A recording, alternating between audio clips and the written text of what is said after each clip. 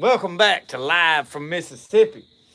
We fix to do a little cooking tonight. I'm gonna back up over here. Let me straighten my camera a little bit. It bothers me when it's a little bit off, and I don't know if the lens is clear. Now is it better? Anyway, it is what it is. I'm gonna do some cooking. I have got a couple of things I'm gonna do. I wanted to do some experimentation. Uh, I watch old Bruce Mitchell every now and then. I like to watch them South Louisiana boys cook. Uh, Not to be confused with, there's this one autistic fella down there y'all may have seen. He has to get him a stick, go to beating and banging on everything and a whoo hollering and carrying on to get people to watch him. And he ain't quite right, but he must not be a real good cook because he'll take a bottle of seasoning and pour the whole thing over in there, and you know good and well you can't taste it. That's to cover up how bad a cook he is, I imagine. But anyway, we don't be watching him. I like to watch old Bruce Mitchell.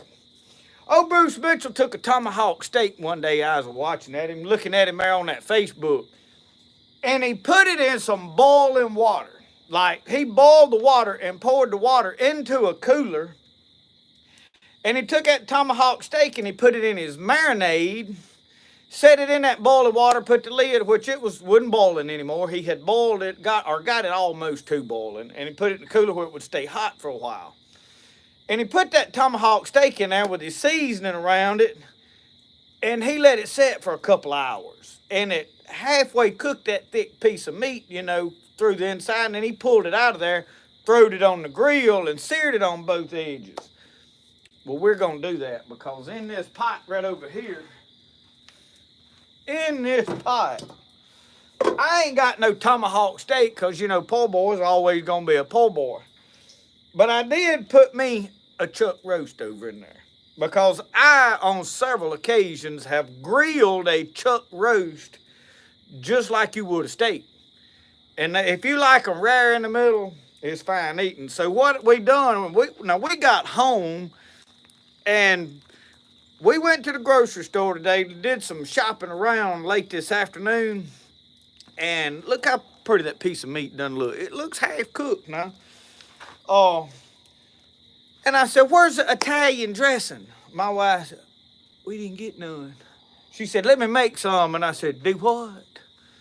As in, how come we ain't been making this all along if we can make it? So she gets on there and goes to Lord Google, and they tell her how to make it. And she made some Italian dressing, so it has got Italian dressing, and then I put Dale's seasoning.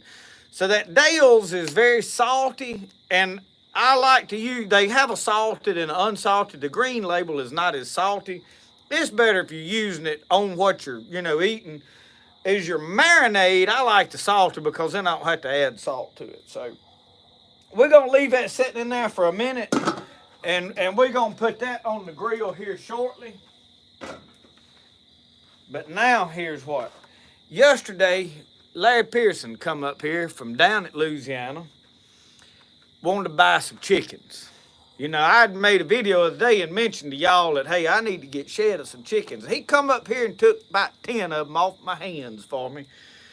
I was glad to see them go because I got way too many chickens. I'm trying to get my chickens back down to like a homesteading type thing instead of just having chickens out the wazoo, But on his way up here, he brought me some alligator meat.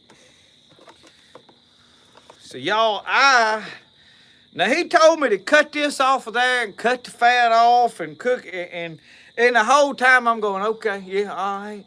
And no offense to him, I got something else in mind.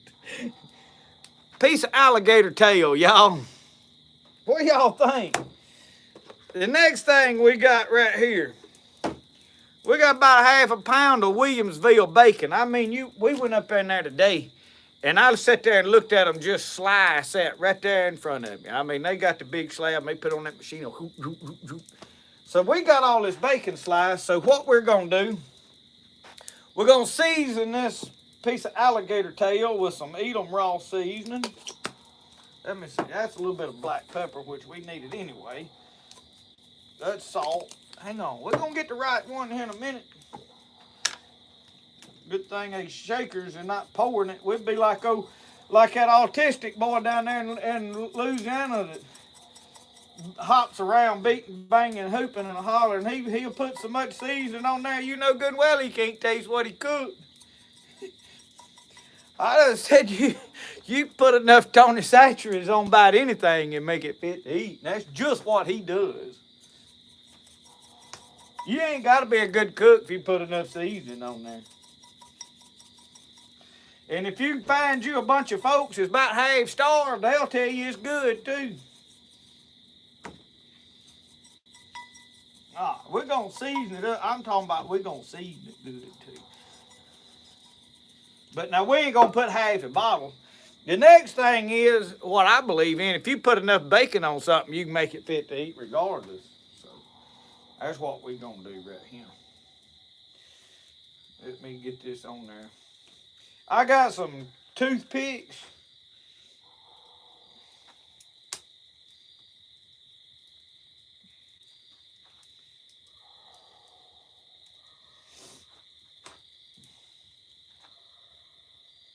I'm going to try to somewhat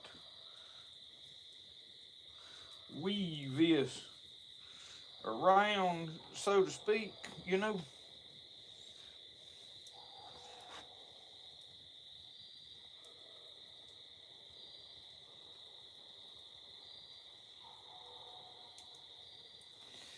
I got some toothpicks right here. I'm going to job in it to hold it into place.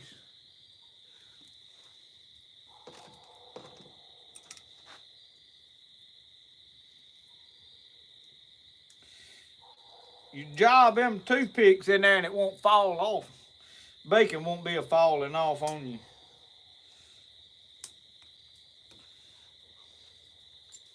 We may have an extra piece there. I don't know. I'm going to stick him in it. I don't want it. All right. Let me bring y'all over here to the grill. Now, y'all don't get seasick on me or shaking. So what I got in here now for ain't charcoal. Let me get this out just for a second. Boy, it done got warm. I got chunks of pecan in here.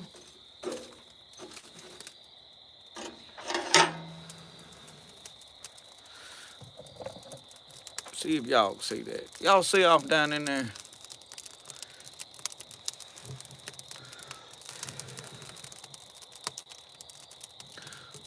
Look at it. Oh, I don't think I'm quite ready to throw it off in there yet. I don't want to smoke it to death. I'm gonna put me another stick on there. So this is pecan I've been cutting up.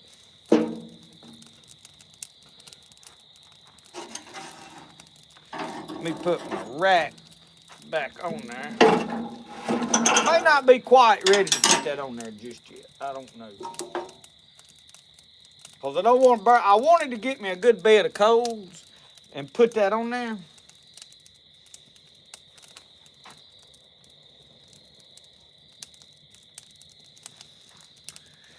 Anyway.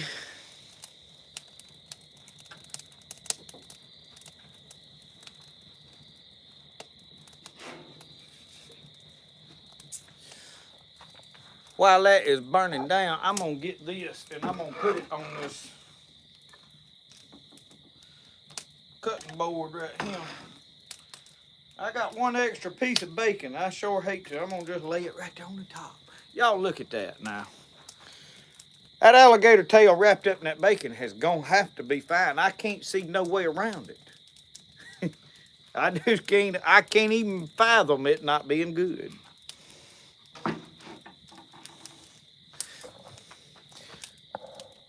Roscoe, what do you think? Look at him cock that head sideways. Somebody said try some fig wood on there. Well, I ain't got no. I'm gonna tell y'all about fig wood. I had some fig wood I was gonna make knife handles out of because it has a beautiful grain in some of it. You cut you a piece of fig wood and peel it and put it in your shed thinking you're gonna save it, and I promise you it'll look like styrofoam in about probably 6 weeks or better. The bugs, for whatever reason, just eat it up like crazy. It must be delicious to them because I've got 2 or 3 pieces I've saved and I've sprayed it with poison. There, you can't keep the bugs from eating it slam up. I got 2 or 3 pieces down there, but they just the bugs eat it up so fast you can't do nothing with it. Yeah, we're gonna wait a minute before we stick this on there. I want to let them sticks get to burning, and we ain't in no flying rush hurry right now. So I think I'm gonna back off over here and let this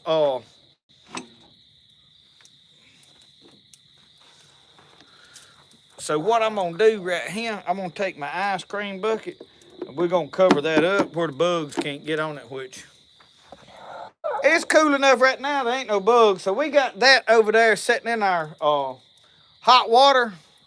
We're gonna wait just a little bit. I ain't gonna get in no big hurry and mess up just cause I wanna stick that on there right now. We got plenty to talk about.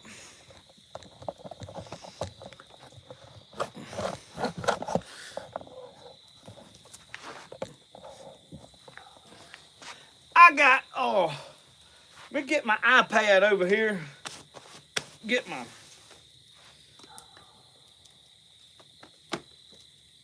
my stuff pulled up.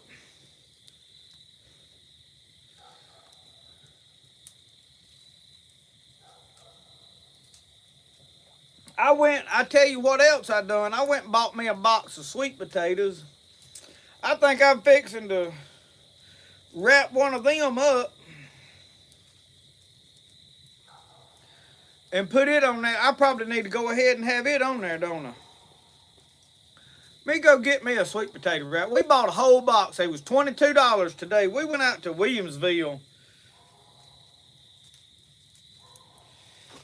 But before I go do that, let me scroll through and see who all is on here. Oh, man.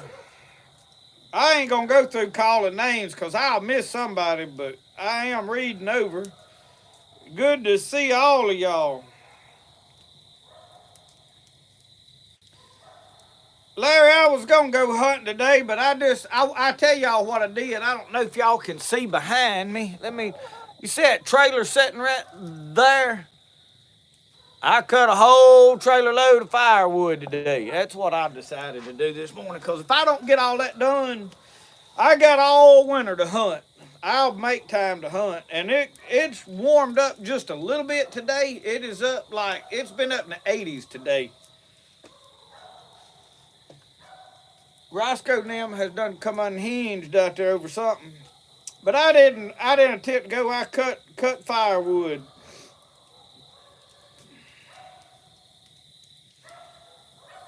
So I am glad each and every one of you has tuned in tonight. We like I said, I'm gonna let this grill get just right, and we're gonna throw some meat on it. We got a lot, and my wife and Brody run off. We didn't know it. My sister and them just kind of come in today. They didn't let nobody know they was coming, so we wasn't prepared to cook or do nothing. Or if I'd known they was coming tonight, I probably would have rescheduled and done the live last night. My wife went to eat with them. Her and Brody's gone. They went out somewhere. So I got all this steak, alligator tail. I'll have good leftovers tomorrow. Don't you worry. It won't go to waste. I like to cook, but I like to eat too. So y'all give me a minute. I'm going to turn y'all around, let y'all watch your fire burn for just a few minutes, and I'm going to go wrap my sweet potato up with some tinfoil, or at least go get it and wrap it up out here and get me some more coffee.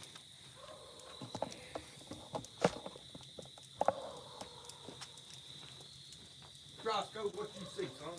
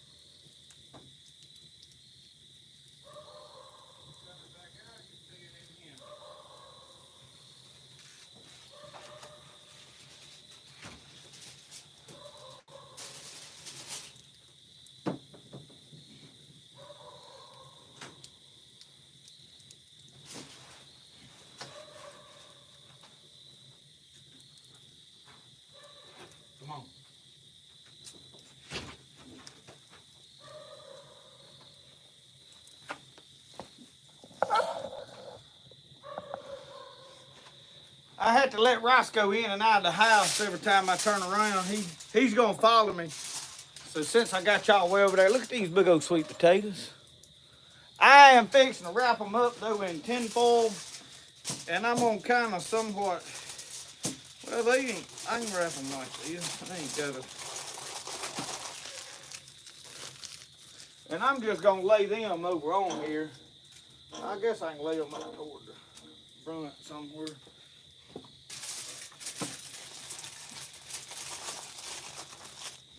So all I did was seal them up pretty good there on the end. We're gonna let that get right. All right. Now we'll sit over here and chat chit for a little bit.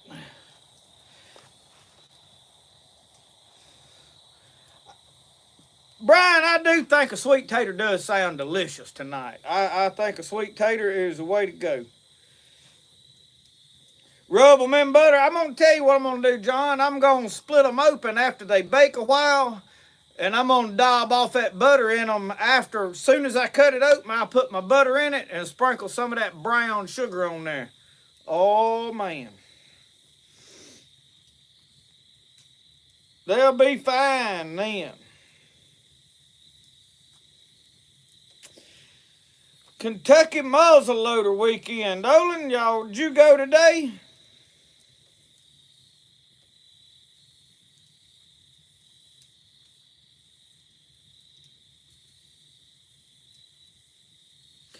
David Russian said, did I ever find that trout I lost one time?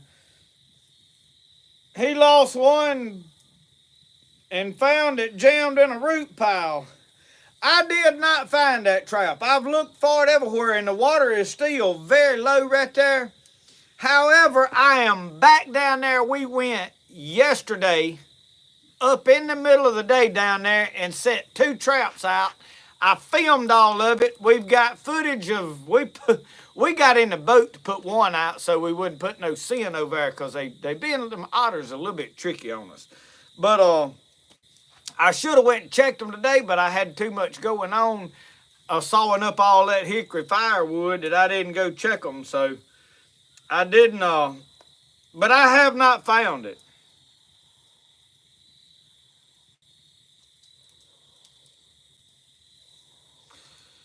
Seen a black bear. Boy, I'd love to get a chance at a black bear. Y'all must not have a season, or you got to have tags right where you at.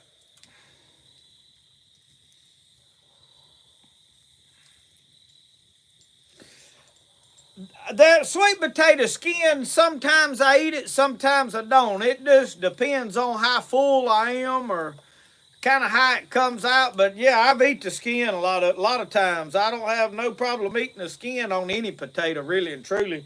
A lot of times, if I cut up fries that we deep fry, I'll leave the skin on them. You know, a lot of people wants to peel all of them. If you wash them good, get the dirt off, I'm good to go eat peeling and all. So I don't have no issue eating the peelings, but now I don't always eat it. If I'm full, I'll scrape the goodie out of it. Brian, hickories, I've got a pile of it. Y'all, I cut, and I think I burned up a chainsaw today. That little Husqvarna saw, I was in there just a sawing, and I was sawing it. Them big rounds you see on the back, you can't hardly tell. They in the very tip-top corner of the... You might can barely see them back there. I was sawing them all in too, and I had plenty of oil in my gas before we get there. But now it's not locked up where it won't pull, but it got hot and quit running, and it smoked for a little while. I don't know what happened to it. Something didn't... It ain't good, I promise you. But I laid it down and grabbed that steel and went right back to work. It's a push comes to shove, I'll go to pawn shop and buy me another one for about half what I give for that, and probably, I don't know, stuff going up, there ain't no telling what they cost now.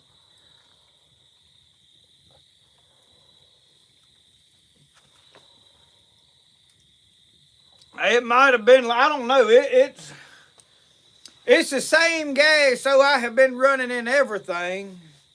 But now I'm gonna tell you that hickory's hard, and I was I wasn't cutting it no slack. I had it held wide open for a while, which I let off. I mean, I wasn't just holding it wide open. Don't go there either.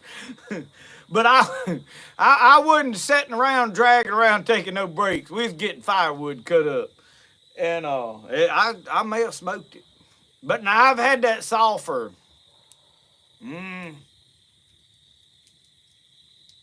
7, 8 years maybe. It's been a good one, but it is a homeowner. It is not a professional series, commercial grade chainsaw. I bought it at Lowe's for like $250 new. It probably wasn't meant to be worked as hard as I was working it, but there's always casualties of war. If you're gonna get something done, something's gonna go down.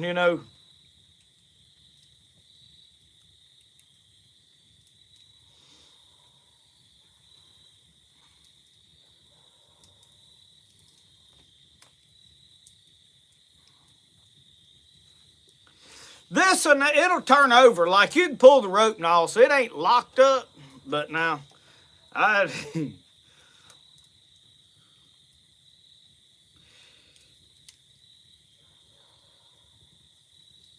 Kenneth got your knife.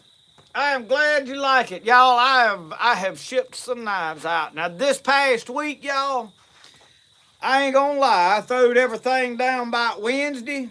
I wasn't getting no videos made. I was behind, and I said, you know what? I'm headed to the deer camp. And that's when we rode up there, and I just had to throw everything down so I could do some of what I wanted. So this last part of this week, I hadn't made many knives, and the ones I've made, I hadn't finished the sheaths for. They still laying down there. But I wanted to go I wanted to go fishing, and Brody was gonna go, so I was gonna go hunting yesterday evening. Well, Brody decided he wanted to go fishing after I went and caught fish that day. So instead of going deer hunting, I took Brody crappie fishing again, and we took the boat. Now I would have very much rather had the canoe down there doing what I did, but Brody, I can't make Brody catch fish with us in the canoe. I can't help him, so that is why I fought and pushed and took the boat in there. Next thing is I wanted to see if I could get that war eagle in that swamp in shallow water. And I'm going to tell y'all, I'm going to be able to run hooks in that swamp in that boat this coming spring. I'm looking forward to that, which I could run limb hooks in it this winter if I was a mind to. I do want to go back to Tom Bigby a couple of times this fall at some point, but I got too much I want to do. But now I throwed everything down this week, throwed the work down, and went to play. And so Monday I got to get back to it. And let me tell y'all something else. I did not turn the camera on, but you see that TP laying on that table? I have been sewing on it. I hadn't abandoned the TP project, y'all. We gonna have a TP before long. I may not be able to in detail film all of this part of it. Now, once we get the stitching and the buttonholes, I'm gonna film some short clips of that, because that is the most grueling, just repetitive time. And then we'll have to get some poles cut and peeled, and I'll film all of that, and we'll get that thing put up for long. It won't take me long to get it all sewed together, but I know Andrew, when he come up here today, he asked me, he said, we ain't gonna get no teepee, are we? I said, yeah, but I got a lot going on. I got to get this firewood up, mainly because I need to get it out of these people's yard. But I've got the building down there, and I've got to haul logs up there to have them sawed up to make my lathing. So we got the knife project, the knife shop project going on, and when I get it kind of roofed out and start getting it partially walled up and get a heater going in there, I can relax on that and work on it a little here, there, and yonder. I can finish putting walls up after Christmas if it takes that long to do it, because I'm going to hunt. But I need to get the roof on it, and I want to get that north wall walled up, because I don't want the wind blowing in through there all through the winter. So with three sides on there, I can tolerate it. And I'm gonna I want to put my heater in there where I can build that pot-bellied stove. So when I get over there cutting wood, a lot of those big rounds, I'm gonna cut them thin where I can bust them all up to feed that heater.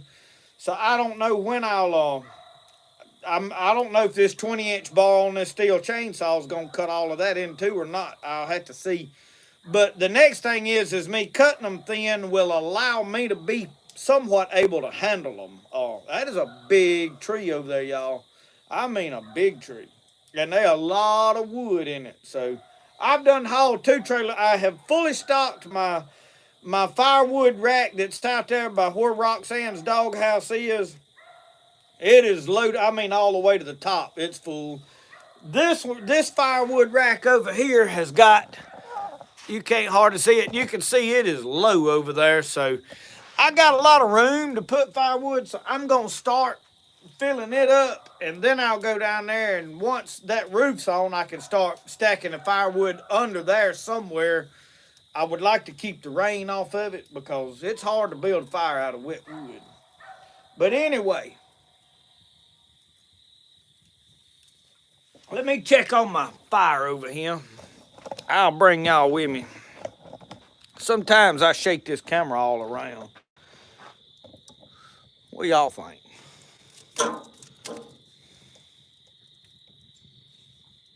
I'm thinking about I'm fixing to put it on there. I tell you what, I'll put them potatoes down here where that heat is. We'll set that alligator right over here.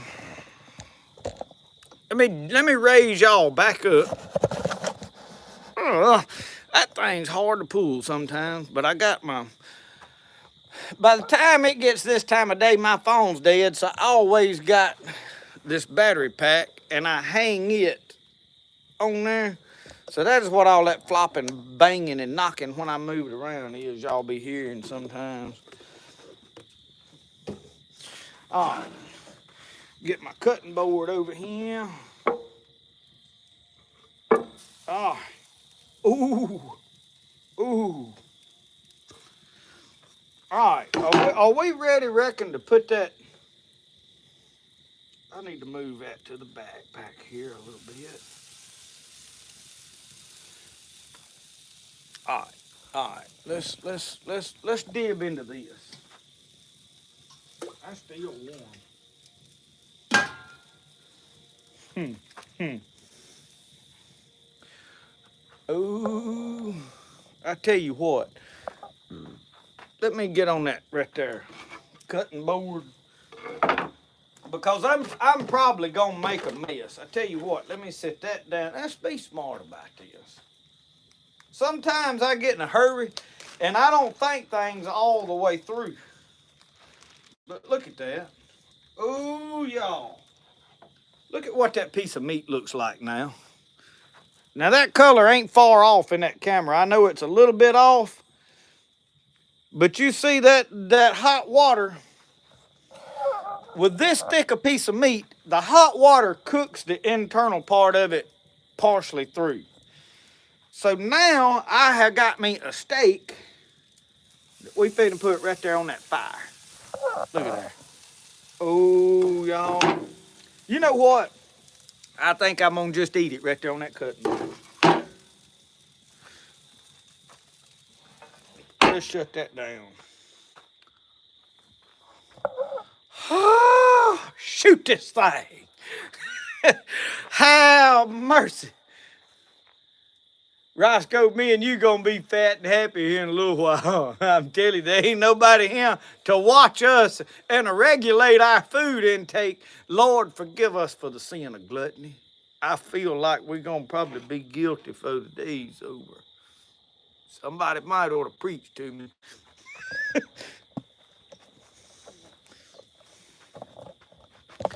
I never said I was perfect. Ain't that what T.D. Jakes told him when they was asking him about him being accused? He said, I never told y'all I was perfect.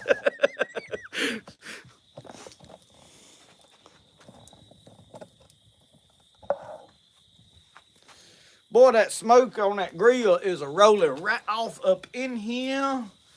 Oh, Lord. I'm going to have to figure out a way to keep the smoke because the wind's blowing out there. I really bad want to wall this end of this thing up so that it'll pull the air through here. And then I'm going to wind up walling the whole thing up. But I'm not going to completely, I want to put me like some big giant windows in it. So I'm going to figure all that out. And there ain't no telling what we liable to come up with as far as ideas for it. So, but the smoke in here is a problem from the grill. The fireplace is not perfect, but I took me some liquid nails and I went around a lot of the cracks in that thing, and then I put screws and tightened up all the corners, and it's drafting a lot better. So the reason that this thing has been letting smoke go everywhere and not drafting right is because it is not airtight. And it still ain't airtight. It is a lot closer than it was. So for all the people that was saying this, that, what it was, the problem with it is it's not tight on there where it's sucking air just in the front. It's sucking air everywhere, so it just kind of... Y'all get what I'm saying, don't you? Follow what I'm telling you here, hand. My chat, it done got crazy on me again. Let me flop this thing back. There we go. We got it fixed. Jerome Smith, me and you both, buddy. I ain't near about close to perfect. Keith, my electric bill. I'll tell you what bill when that gas, and I'm going to fill my tank up. I don't even know what gas costs. I was going to do it back earlier, and I just, what we call smeared around and ain't got it done. But I need to get my tank filled because I wanted to run a line over here to hook my cookers to where I could use that big tank to cook off of. And I hadn't got everything done. Dog it. I'm going to figure out one day to get everything done I want to do.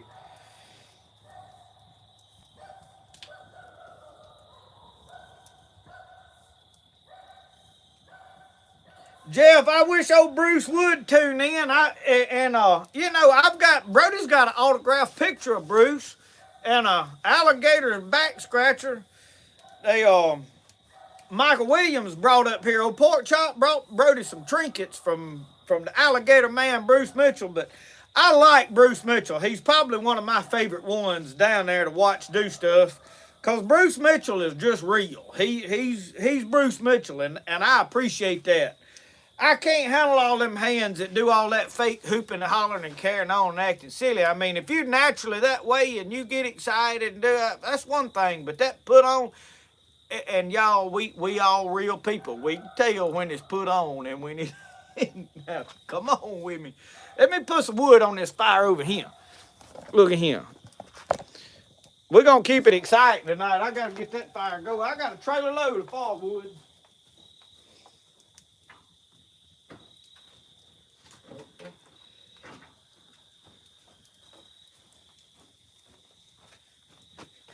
And don't you worry, we ain't got no shortage of firewood. We can burn all we want.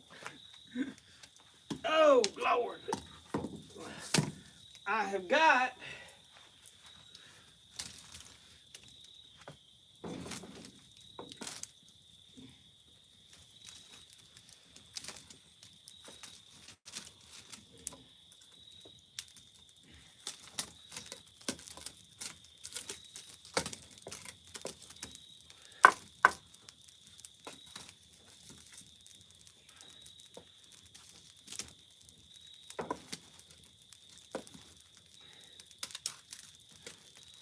I'm going to put me something different in here before this is all said and done. As far as what they call fire dogs, you know what I mean? I may build me some. I could probably run across some good ones. Because I want some good ones when I sit in there. And the next thing I do, I've been deliberating on how I'm going to build my crane. So I got some hinges. After I sold chickens, I'm going to dismantle some of them chicken pens down there. I'm going to take 2 of them door hinges I got and screw them to that piece of tubing over there, and I'm going to weld me a hook out there where I can swing in there, and I want to be able to swing all out, so I may have to trim this up some, I don't know. But I want a hook up here where I can hang that pot all the way in there. So, let me get one more stick of wood.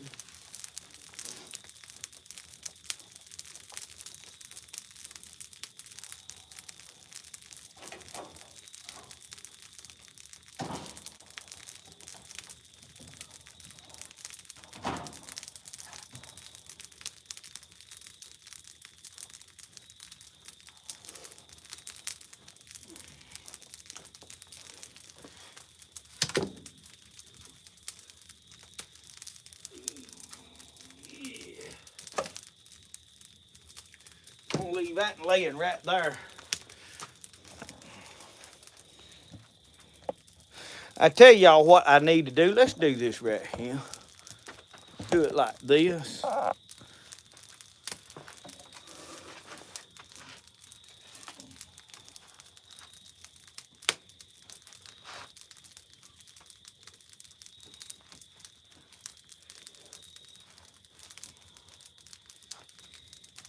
I know y'all want to look at that fire and keep tabs on it.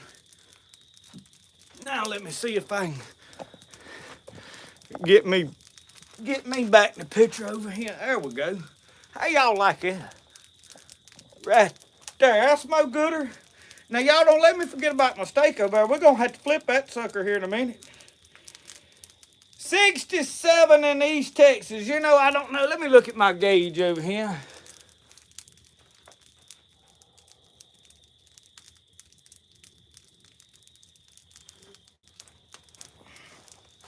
We somewhere right above 60. We like 62, 61, somewhere in that ballpark.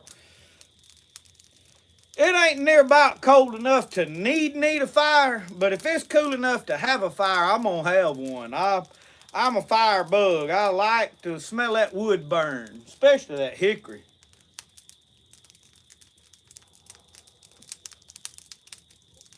And I always be a way too big a fire. Jeff O'Bruce take that Blackstone, and I'm talking about he can forevermore cook some stuff on that joker now. I mean, I watched that man make a roux on that Blackstone. He put his flour up there and browned that flour first, and then started adding his grease to it. And I thought, well, he's smart. Larry, somebody told me Academy had them shakers that you got the divider in there and you put your meal and your seasoning in there and put your fish. We use it for deer meat. Anything we deep fry and we shake it in there. You can put flour in there and do your deer meat, your squirrels, whatever. I like to use self-rising flour because I like that thick crust on my stuff. If you don't like that thick crust, you can use all-purpose flour. Same difference. And then our fish, we use cornmeal. But now there's a lot of folks that use half cornmeal and half flour. And you just have to, the best way to do it's the way you like to do it. But Academy has them things. And I'm going to tell you, I love them. We fried fish last night out here. And I bought another jug of oil today because that oil's burnt up. But now that oil's going to go to the knife shop because here pretty quick, I'm going to fire the forge up and start foraging some stuff. I have yet to forage anything this year, but it's time to start doing that. So I am...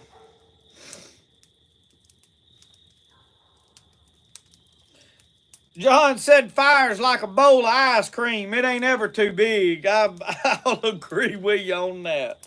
Yeah, sometimes after I'm done eating that bowl of ice cream and I'm laying there in that self-induced coma I'm fixing to slip into, I'm thinking it might have been too much. I've cut back on my eating a lot. I'll tell you what we've been doing.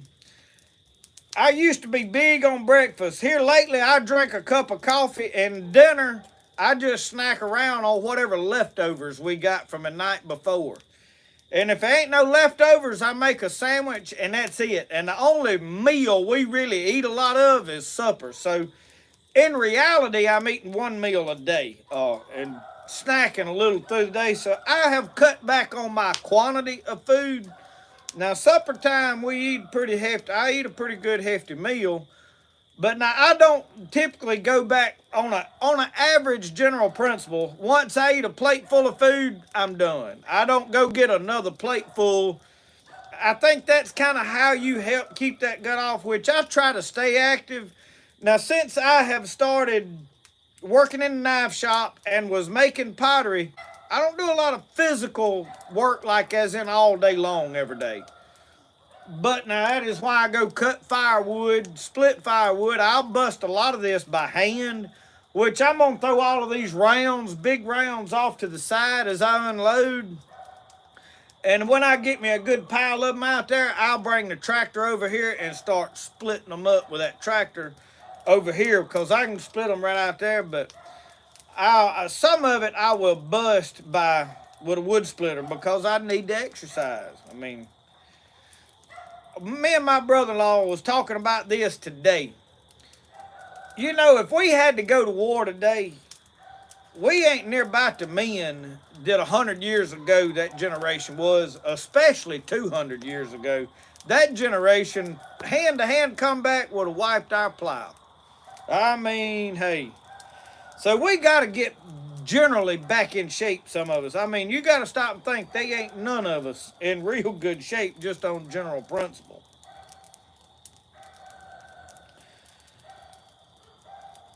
Yes, John, I am going to forge some tomahawks. I want to do what I want to do is if I can get good at it, I want to forge some railroad spike tomahawks and sell them.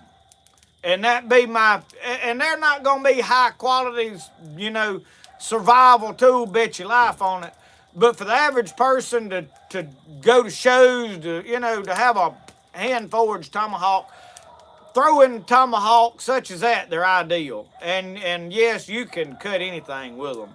They just not going to hold an edge like some of that other stuff. Now, it is possible if I can forge weld pretty decently, that you can forge weld in your edge a hardened piece of steel in there and make it a quality tomahawk. So we'll see where that road goes for us, what materials we come up to work with. And if it gets to where I find something I can make a decent one with, we can put some good lawnmower blade pieces in there for the edge and use mild steel. So we'll see what happens. I'm making take some flat bar and make a decent tomahawk. So, yeah, we're going to definitely make some. We're just going to have to see what kind of quality we come up with. Let me check on my steak. I got to flip that joker. Y'all want to come watch?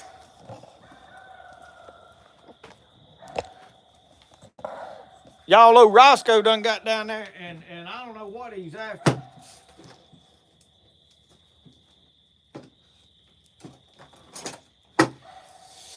I got my old meat flipper. Tony Parker made me this one. Oh, y'all, look at y'all, look at y'all. It is. Ooh, ooh, ooh. Get the lid shut back down on that. Come on.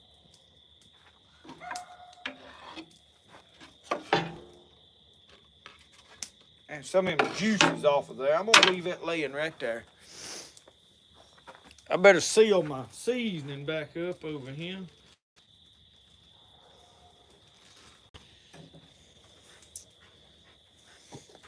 I tell y'all what I didn't do. Now, that had plenty of seasoning on it, but I'm finna put some Edam salt on the top of that. Right there. Because we didn't put nothing on it. We had the marinade and that was it.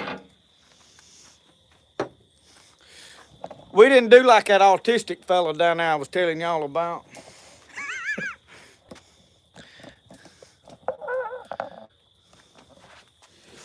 He'll be tuned in to my show, be some mad he'll bite nails into. I could care less. All right.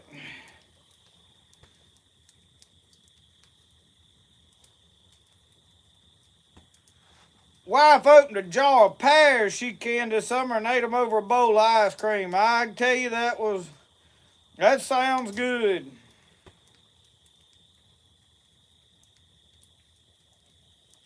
Well, thank you, Moses. We've been doing this for about I don't know. We're going on 6, 7 years, 8 years. I don't know how long we've been doing this. 7 years. And y'all, I do this because I enjoy it. I don't feel like I am better at things than other people, or I'm smarter than other people, or I am. I'll tell you what it's about. I want to help people. I want to share what I do learn. I'm interested in some different things, and I want to share with you what I am learning as I learn it. One thing, I wanted to document some things in my life so I could go back and watch it for my own personal benefit. I thought one time my daddy was telling me about my grandpa. He trapped mink. I said, well, how'd he do it? He said, well, he used a paper sack and done something. He said, but I don't know what he did. And nobody else knows. I now since think I know what they did. They put their trap down in the water and put a piece of a paper sack over it to cover that trap, because that brown paper sack would blend in with the mud, and it hid that trap, and they would step in and it would be wet and soft, and that trap would trap through it. So I think that, and I've gathered that knowledge up from other people, but what I was getting at is I would have give anything for my grandpa to have followed himself with a camera and documented some of what he done. The rest of my family probably wouldn't give a rip about it, but I would have loved to have seen it. And I thought, you know what? Some of my grandyoungins may not care a thing about the life I'm living right now, but they might be one or two of them that are interested in it. And they can look back and see what Grandpa did, you know. But the big thing is I want to make some good Christian content that's clean, that you got something to sit back in the afternoons and watch, and you ain't got to worry about somebody cussing you out or filth on there, or, you know, stuff that you just don't want to watch. So that is a huge part of it. And I don't, you know, I realize everybody's not going to watch every video. I do so much stuff that I realize there's going to be things I do that you ain't a bit interested in, and it don't bother me if you don't watch it, you know. I try to do a lot of stuff because it gives a lot of people something to watch. And it's not hard for me to make videos because I'm not faking and staging stuff. I just turn the camera on and do whatever I'm doing that day.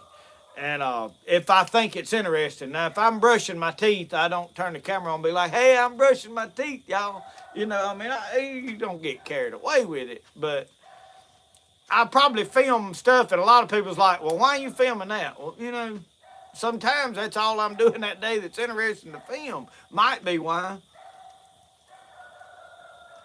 I wish I knew what was down there got Roscoe stirred up. So he is excited.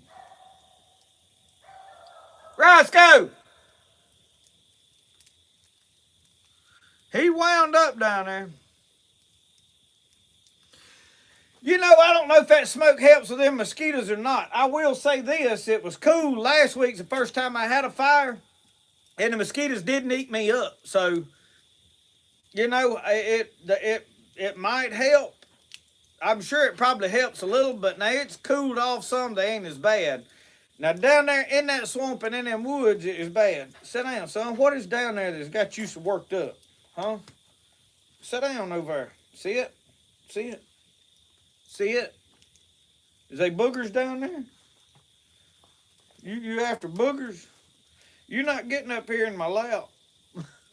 Did you get them run off? They wasn't fixing to rob us, was they? Yeah, you did good. Good boy. Good boy. Good boy. You did good. All right. Bill, he's after something down there. I don't know what in the world it was, but something had him excited. They wasn't finna come get us, was it? One of them chupacabras, I bet you. Yeah. Ever grilled chicken in a brown paper bag? I have not, but I will say this.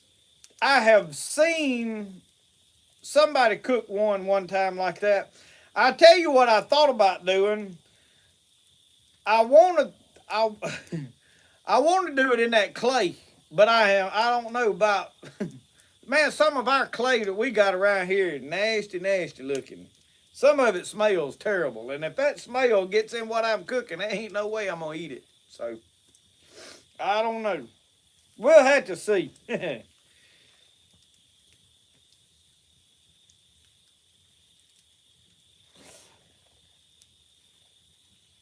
B Heck said, I even watched things I didn't know I was interested in. I learned something every time. I try to just share stuff that I'm learning. I don't, and I seriously, I really believe the best way to do things is the way you like to do it. There's very few things in life that there's just one way that it can be done, and that's it. Now, it might be a better way, it might be the best way, but the big thing is if you got a way in your mind that's better, well, you need to do it that way if it's what makes you happy, if it ain't hurting nobody or hurting nothing. Now, grinnell or bowfin, there's some set rules you got to do it. Now, it ain't just one way to cook it, but you got to keep them alive till you get home and not let them be dead or it'll get mushy. I will say that. So there are a few things that kind of has to be done one way, but I didn't come up with it. It ain't about like, hey, I'm right and everybody else is wrong. A lot of people view things that way. I tell you what I have found out. I've had my deer camera down there on a corn feeder I put out, and I ain't had no pictures of no deer, but there's a possum, a skunk, and 3 raccoons and a handful of squirrels that is giving it what for. I don't know. I'm concerned about that steak. I don't know how long I need to let it cook over there. I'm trying to keep an eye on it.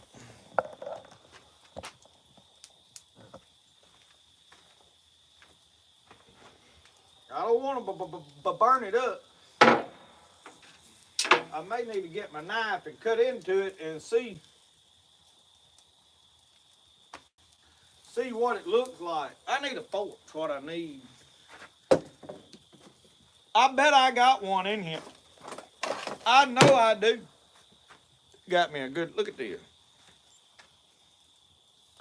I got a flipper that's just like this too.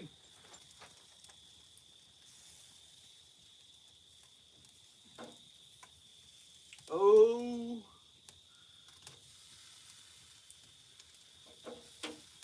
I can tell you that end piece is good. Mmm, mmm,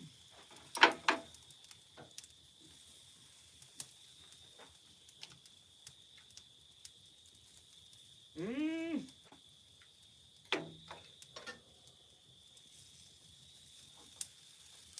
I want to slow cook that. I want to get that back off that far.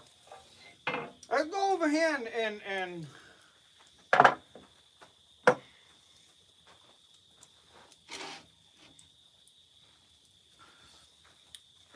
so instead of coffee, I think I'm gonna fill my tea glass up right there.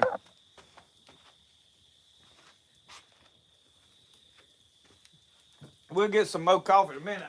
I know y'all finna frown on this.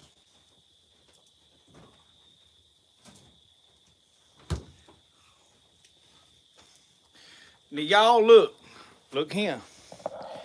Now y'all be patient with me and don't get mad at me because I'm using store-bought tea. We had a cooking at the church the other night and there was some extra jugs left over when we got through cleaning up and my wife brought one home and it's been in the refrigerator. We ain't even opened it. So I decided while I was out here I better open it because it'll be gone sour.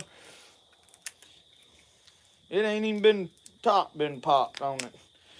Cause we make homemade sweet tea, and this ain't near about good as what we make it around here, but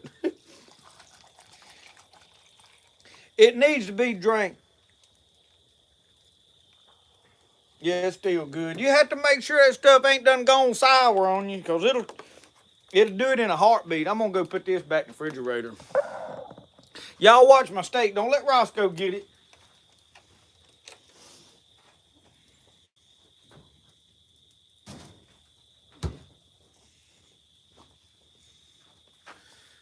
Let me turn y'all back around over here.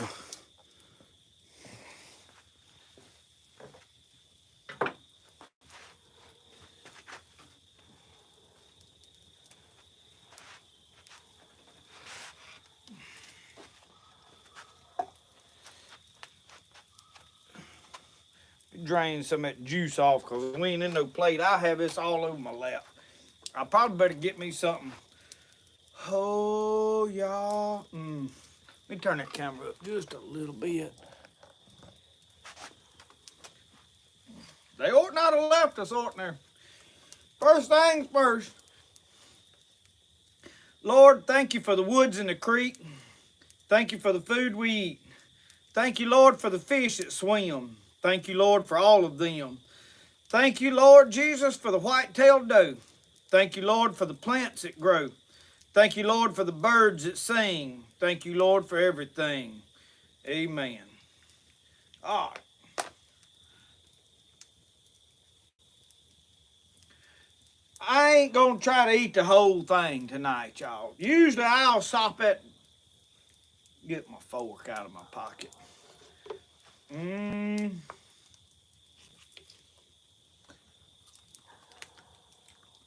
Now, every one of y'all thinking about cooking a chuck roast just like this, ain't you? Well, I'm going to tell you, with that pecan wood, it has got a very strong pecan smoky flavor. But for whatever reason, it is not overpowering.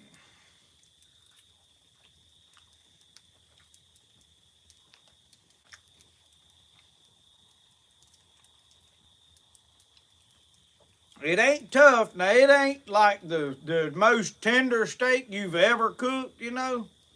But look how thick it is. It wasn't no hope of that, really. But it ain't tough either.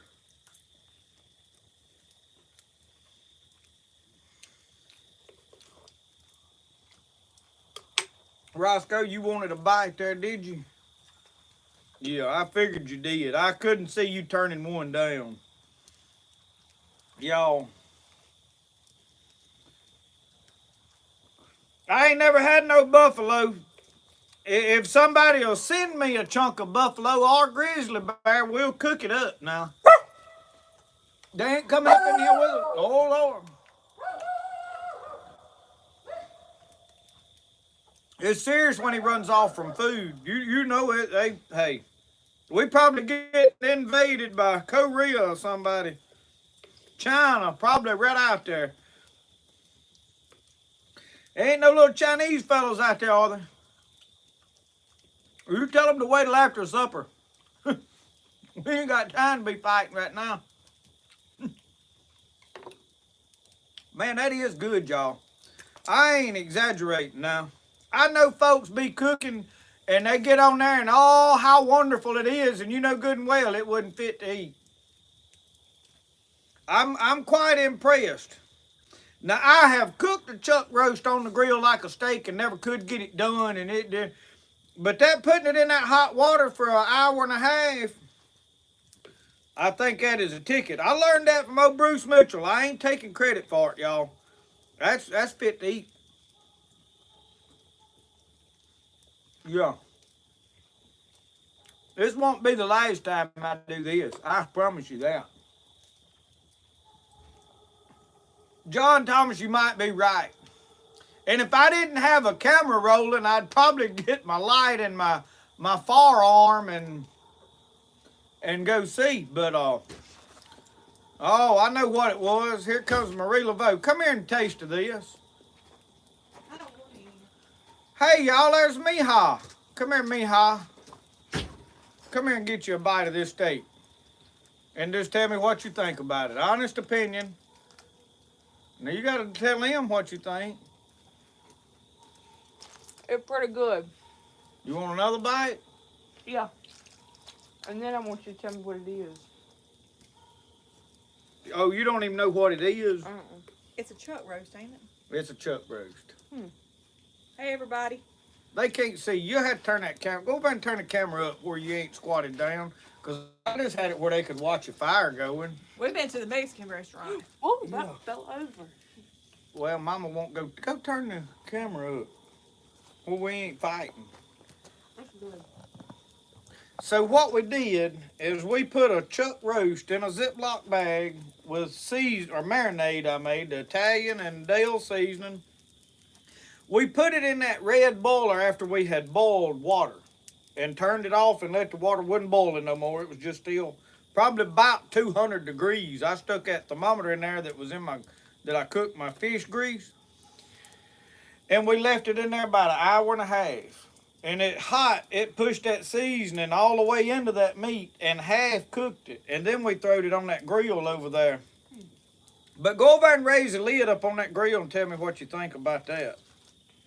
I ain't told her what else was on there. Y'all don't get to see her no whole lot. She went car shopping today, Daddy. Oh, Lord.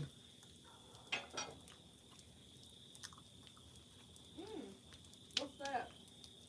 Alligator tail. Yeah, I went and test drove some cars. What'd you test drove? I test drove a Mazda and a Toyota 4Runner. Hmm. I told her that. I said, you believe they gave you the keys to drive around town? They knew how many bump ins you had. They wouldn't have. They didn't look at the front of hers, did they? Yeah, they did. Asked me if I was trading in. I said, I don't know. Did you tell them you didn't own that one? Father owns that one. Well, no, I told them both that, because I went to two different places. I went to Marshall Ford and then I went to Doc's Toyota. Larry Alexander said Toyota. We like to buy stuff made in America, like Nissan and Toyota, because they call them foreign cars. We drive a Nissan because I can go over there to the plant. They make them right here in Mississippi. What you looking at for? I don't get it. But anyway. Well, I want a Toyota because I want something that's going to last over 200,000 miles. Do we have Toyota here too? There's a Toyota plant up north Mississippi. I think we have a Toyota plant here too. Well, I want Canton has the Nissan plant. I want me a 4Runner. But you can buy a Toyota and Nissan, probably a couple others, and actually be supporting American workers. Brody's staying with Nanny and Papa running. I knew he said he was. I ain't thought about it. Folks probably wondering where he's at. I don't think I want to buy it. I'm full. Why? Y'all went and eat Mexican? Yeah. Huh. I'll take another bite. It's good, y'all. It is. Did you give Roscoe a bite? You didn't just watch? I wasn't paying attention. Y'all, you see what I had to put up with on a day-to-day basis? Is that Mountain Dew? No. That's that Milo's tea. Michelle's done stuffed herself with probably tater chips and that cheese dip up there at that Mexican restaurant. We got a Mexican joint uptown. Well, we got about 4 of them to be exact. I think more than that. If you go out to eat in Philadelphia, Mississippi, you're gonna eat fast food, Chinese or Mexican, and that's all the options you got. There ain't nothing else. Now in the daytime, we got a little place called Tootie's that's got pretty good food. I hadn't been there in a while. And stuff on Buffet the and stuff, but it's not like probably go out and eat at night much. I don't. Are they open at night now? They just moved to a new place, but Yeah, that's all we got here. Got some places out in the edge of the county. I tell you this. At dinner time, you can go to either one of the grocery stores and get a plate lunch. They got a deli that makes some of the finest food. On Tuesdays, our stockyard or the sale barn where they sell cows and horses and sheep and goats and whatnot. I don't think they sell chickens yet, but anyway. Well, I gotta get rid of some of that juice before it runs off on my britches. Somebody said you might better wait about 20 more days before you make a purchase. A car purchase? I'm probably going to wait about 365 more days. Yeah. So I can put down payment on something. I'm wanting to buy a bigger boat, but I'm gonna sell mine. But we're gonna see what goes on with the economy before we do that. That was Jeffrey said that. No, I sure ain't. I buying just nothing knew. I seen Jeffrey's kids at church. I just knew he was gonna come No. walking in the door there. That wasn't his kid. 2 weeks ago it Oh, was. yeah. Yeah, they was in your Sunday school room. Yeah, yeah. Speaking of which, I gotta go do my Sunday school lesson. You didn't want a taste of it? See, you can't feed her nothing. I ain't gonna be able to eat all that. I don't know what we're gonna do. I reckon we'll have it for dinner tomorrow. Look at Roscoe. He wants another bite. Roscoe's been chasing boogers. I don't know what's out there. I figured it was Chinese, but I tell you what, y'all, what it was. It was them pulling up and getting dropped off out there, making a bunch of racket.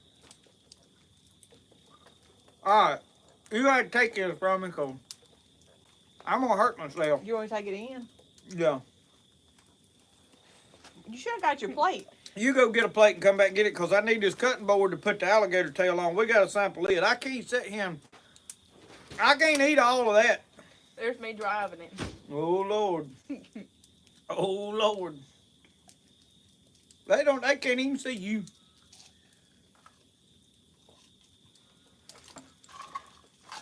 When they get this slab of meat out of my lap, I'll adjust the camera where y'all can talk to Lissy. I don't know if I look good enough for all that.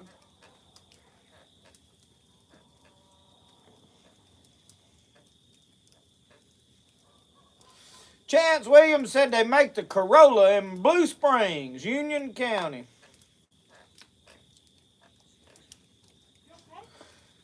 Frank Lynch said, "What do I think about this election?" I don't. I think we're going south no matter what. You got a good hold on that? All right. Here, put that juice in there with it so I have some flavoring. Come on. All right, let me go. You need to make some of that sauce again. What sauce? That sauce, didn't somebody send? Tony Parker, she's talking about your sauce. They've been begging me to make that sauce. I got all the stuff to make it, but I now, done turned it upside down and beat on the bottom of the bottle. y'all, Tony Parker has forbid me, gonna hang me up and skin me alive if I share the secret of making that sauce. But it's something to find is put on any kind of meat and eat it. What did I put it on the other day? I think I put it on my hamburger.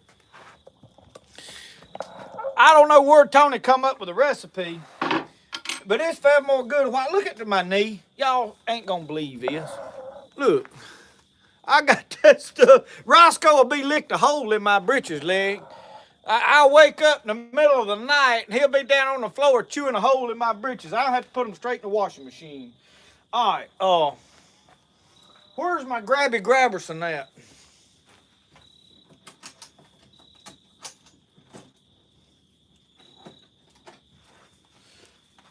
Get this thing. I think I can grab it with the. Oh, I don't know. We're gonna have to get something else too. Here. Let's get. There we go. Oh, y'all, come on! Finna be fine eating around here. Oh Lord. I can't imagine anybody in their right mind running off to eat Mexican food with all this going on. Anyway, you just keep them in your prayers. Maybe they'll get over it. Did you go eat with them too? Yeah. But I don't mind eating again. I don't know if this alligator gonna be fit to eat.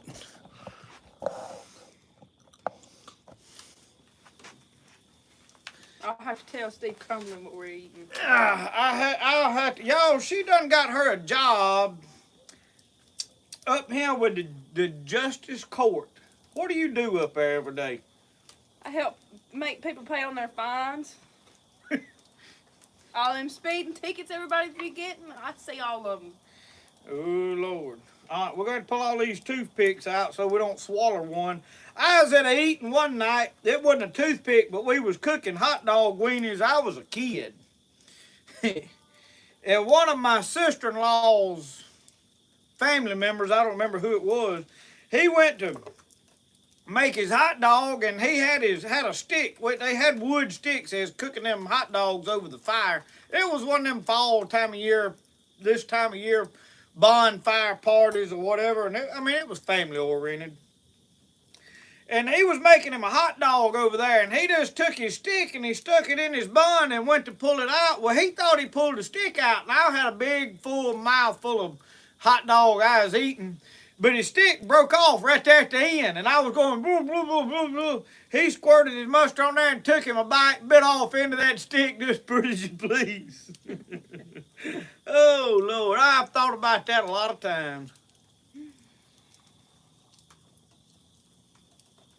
Bacon's good.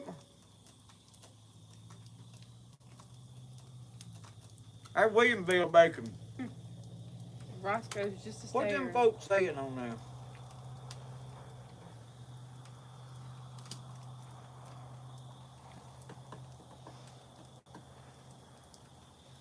Yeah. It's a good thing, David Russian, we ain't got bears around here. I read they can smell stuff a mile away. Well, they'd be crawling all over this place. Yeah. We got something out here rooting up a yard at night. Right out here all the way around the front of the house. I mean, it's just little divots all in the yard out there. We're going to have to figure out what it was. All right, we're going to get this bacon off of him. Well, we ain't never going to know what the rest of this tastes like. Reckon it's done. I don't know if it's done or not. I'm thinking it need to cook some more. What's it taste like? I don't think it's done. Well, you just took all the bacon off now. Well, we'll drape it back over there. We're gonna. I think I'm gonna put that back on there. I don't believe that's done. Let's cook it a little more.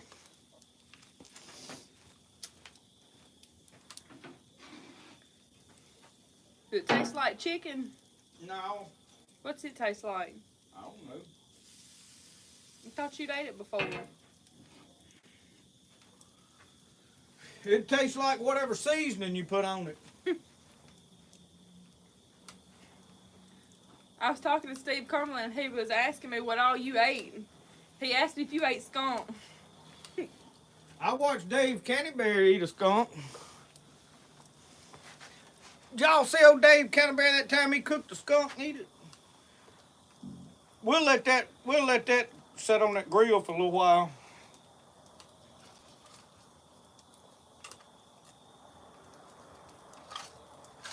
It gotta get a little more done than that. I figure it's armadillo or a skunk, y'all. I really do. If it was pigs, that'd be tore up a whole lot more than what it's doing. And it's just small little divots all in the yard, right up here next to the house. So Probably an armadillo then. what happened is it's been real dry here, and the grass has died, and whatever that grass is dead, the bugs and worms that's eating that dead grass and stuff, they coming in here eating them worms and stuff is what's going on. So I figure it's skunk or armadillo. But we're gonna have to get out here. And I might put a camera up, figure out what time of the night he's doing it, so I can. Cause I'm gonna tell y'all, I'll get in there and get my feet propped up in that recliner, and if I ever pull that lever and my head goes back, it ain't long, and I go back. I go back in time. I'll be out like a light for I can't even watch a YouTube video no more.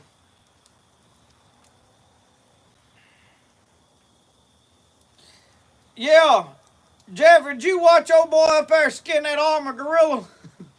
Old Banjo, Longbow Banjo. I watched him peel that shell off that armadillo. I just knew he was going to make a helmet out of that armadillo shell. He throwed it right on down there in the garbage pile. But now, I was working with some roofing that come up here across the border, you know what I mean?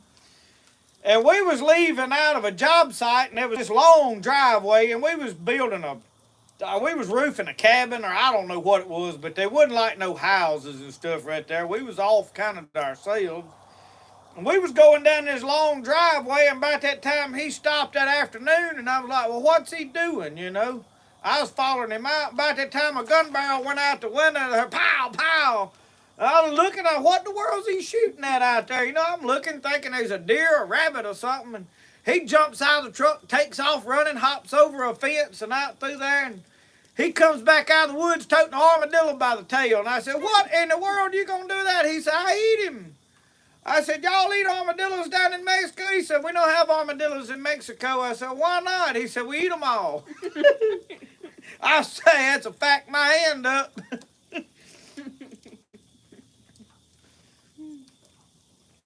He said they was good. I always heard they carried leprosy, but I don't know. I think that might be one of them old wives' tales. I don't know why people's wives tell that junk. Well, Abby and Phoebe just sent me a picture. They're watching the live. uh-oh. We done made her famous, y'all. They told me to give them a shout out. We'll tell them. Who all's watching it? I guess it's just Phoebe and Abby. Phoebe and Abby, how y'all doing? Glad y'all watching, tuned in tonight. I got to put this wood over here on this fire. We got a trailer load of firewood out there we trying to get burned up.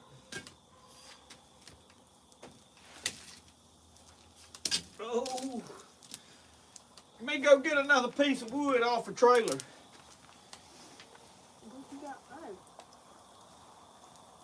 We stocked up.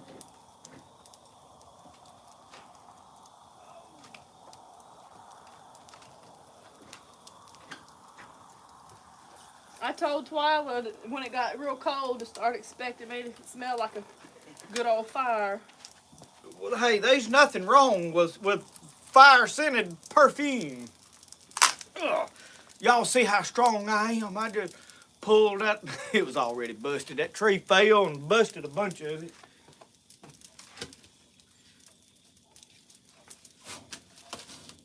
Oh. Oh, Lord Jesus. We might have to get some more Milo's tea. Roscoe is back. You ain't fixing to lick my knee or my britches, are you? Can you believe Abby and, What'd I tell y'all? can Is you that good? believe Abby and Phoebe don't have an ounce of tea at their house? Well, they sell Milo's tea. They don't buy it by the jug. They ain't Or got they don't none know how right to now. make tea. Huh? They ain't got no tea pitcher. Well, they don't go to the Thrifty Nickel. I see them in there all the time. You can get a tea pitcher at the Thrifty Nickel. They got them. Just tell Miss Tammy, hey, I'm looking for a tea pitcher. She'll keep her eye out for one for you.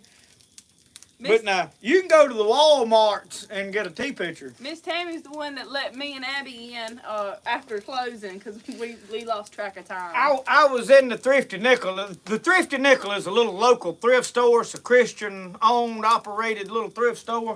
And all the people in there know all of us personally. I mean, they know everything but our Social Security number. I'm sure they do know my debit card number.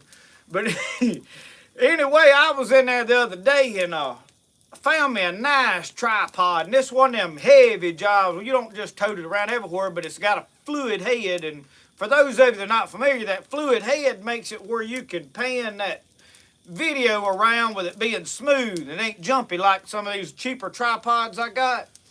So I found one of them in there, and I found me a Remington book. It's all the stories that of Remington. It's got color artwork all through it. It's a big, night like a coffee table book. I picked it up, and something else I found in there, and I just got a few things. Well, I was up there checking out, and they said, well, tell Michelle to listen. And we said, hey, I was like, all right. Whoa, I can't. I can't tell them y'all said, hey, and they said, why? I said, because they'll get mad knowing I come up here without them with me. Oh, Lord, I done slipped off to the thrift store without them, but I found out while I was there, they've been slipping up there without me.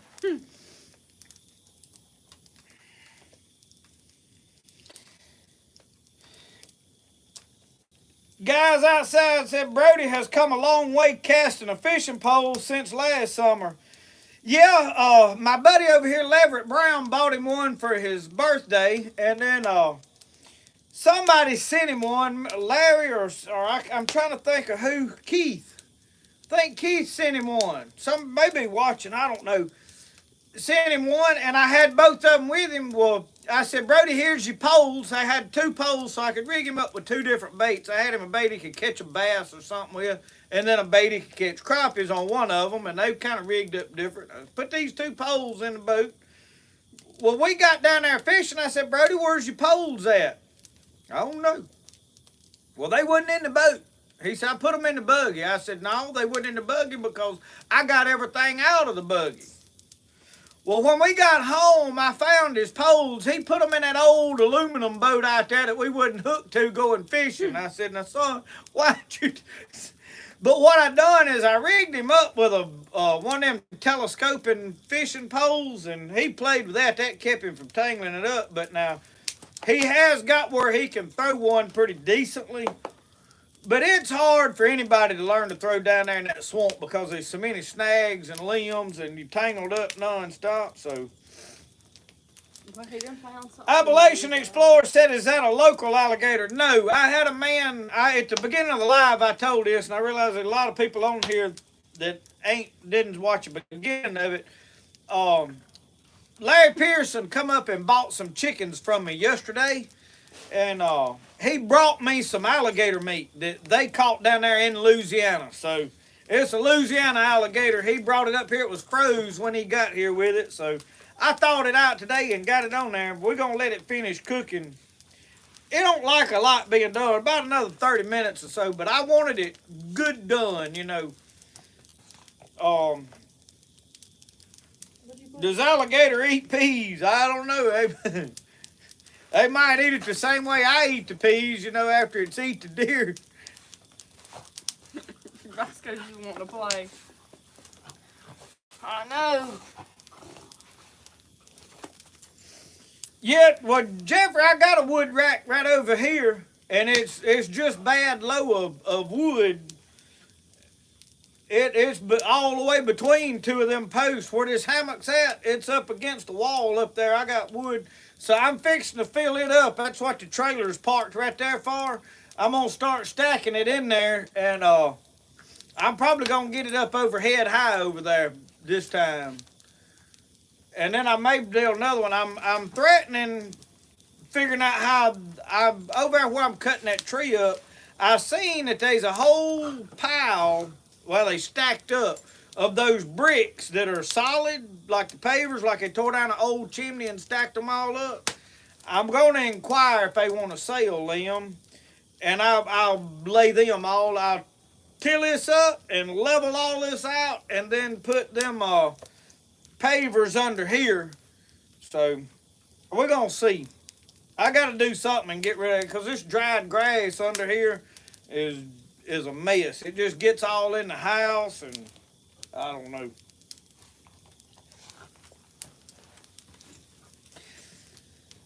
JL327 said, I saw a guy the other day that used armadillo for knife handles. Didn't look bad. All the knife making equipment that I purchased, it was an older gentleman that had this, and his eyesight got bad several years ago when he quit making knives. And he passed away, and his family finally sold me the remnants of his knife making stuff. That man, I seen a knife. He made a Bowie knife that he used an armadillo tail for it, and I have no idea how he done it. I wished I would have figured out how he did that, because every time I've tried to do it, I've not been able to make it. You got to get the meat and stuff out of it, skin it. So I don't know what I need to do to make it, because he didn't cut it in two and like open it up and haul it out and then glue it back. It was solid. So I don't know exactly what he done, if he filled it full of epoxy, or I'm gonna have to do some experimenting and see if I can figure that out. But he is an armadillo tail knife handle. Lower dog. Guys outside said, I hope when you get to fixing your ATV, you film some of it. I probably will, some of it. I'm not sure what's wrong with it. I'll tell you what I think is wrong with it. I think back sometime I was going to adjust the valves, and I over-tightened them, and I think it's got too much compression to crank. And my first thing I'm going to do is pull it in the shed, and I'm going to loosen the valves up and see if I can get up and reset the valves correctly. And the reason I would have got them over tightened is the way that motor's down in there, under that frame rail and the fuel tanks, and you got to pull all that. It's hard to get in there to it to get a good, to do it right. So I'm gonna have to do a better job of doing it. The Bronco, I rode by where we unloaded that Bronco. It is still sitting in the same spot. That man ain't touched it. And I hadn't called him and been like worrying him about it. So I don't know. He's the best mechanic we got around here on older vehicles. But I'm questioning now if he's going to have time to get to it because he's got a pile of stuff to work on. And I feel like there is probably some other guys that could fix it. In fact, I could probably fix it, but I don't have time to work on everything I got tore up. So I'd love to drive it. Lisa wants the Bronco bad. I'd have to do something. I told her she'd kill somebody in the way she runs over the back of vehicles. It's got one of them cattle catchers on the front of it. We ain't gotta tell everybody that. Yeah. When you make goldenrod tea, do you just use the flour? No, Frank, I mostly use the green leaves. The flour is good, but I just use the flour occasionally. Actually, I made a tincture out of the flower tops last year. When I make tea, I normally use the leaf. And it's because I like the flavor. Now, I like rabbit tobacco tea, too. It has a wonderful fallish flavor to me. So I use the leaves out of them. But now, you can use the flower top. It is very medicinal. In fact, it has more of the allergy, sinus, stuff like that, medicinal properties. I threw it. Well, Roscoe has lost his ball. I threw it that way. Well, Independent Thinker said his friend his son got a buck a little bit ago. Good deal. I wish we could share pictures on here, but they don't allow that in the chat room. Ricky, we're going to get some deer hunt videos. I went the other day and bow hunted and filmed, and I never did see nothing, and all you'd have got was videos of the squirrel and the leaves and the creek running by me, you know. And it would have been a nice video, but nothing happened. We didn't see nothing. I had a doe blowed at me when I went to get down, but it was dark. I couldn't see nowhere, so.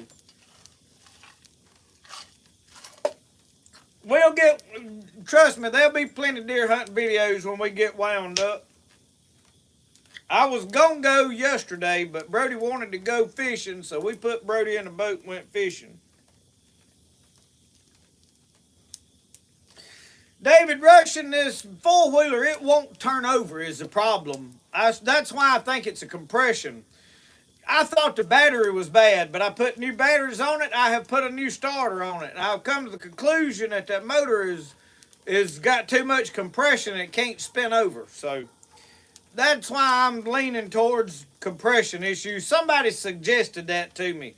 That I don't know if it was in comments or if it was somebody I was personally talking to, but somebody said, sounds like compression. And I got to thinking about it, and I said, you know what? I bet that's what it is. So I just need time to loosen that up and see.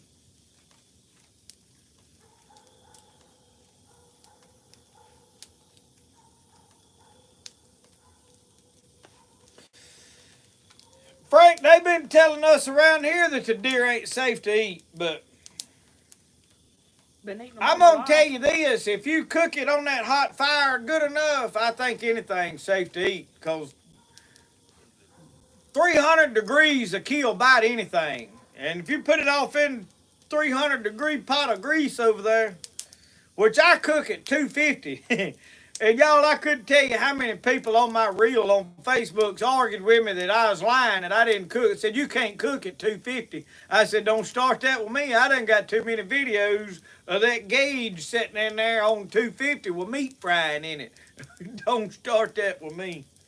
You might not can cook at 250, but I can. Scott Maurer said, how's your firewater tonic doing? That fire cider is about ready to drain off. Michelle looked at it last night. She said, "Is that pine needles in there?" And I said, "Yes, ma'am." I said, "That's that vitamin C in there." Mike Culpepper said, "TP update. TP's laying right there. I panned around earlier and showed y'all I have actually been sewing on the TP. I got to sew them panels on there.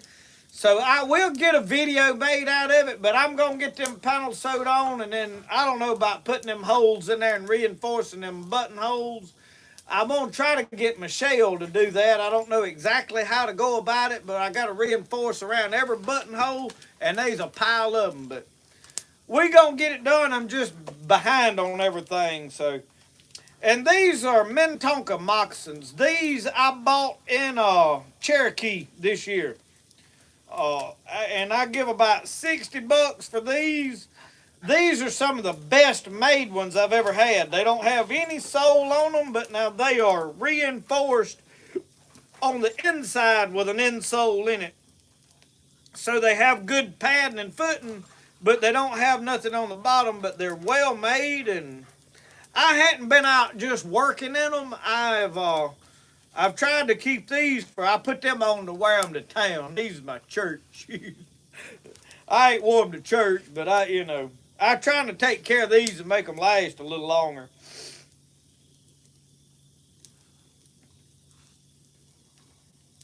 Jeff said he killed a doe Tuesday and it ain't killed him yet, so I'm gonna be honest with you.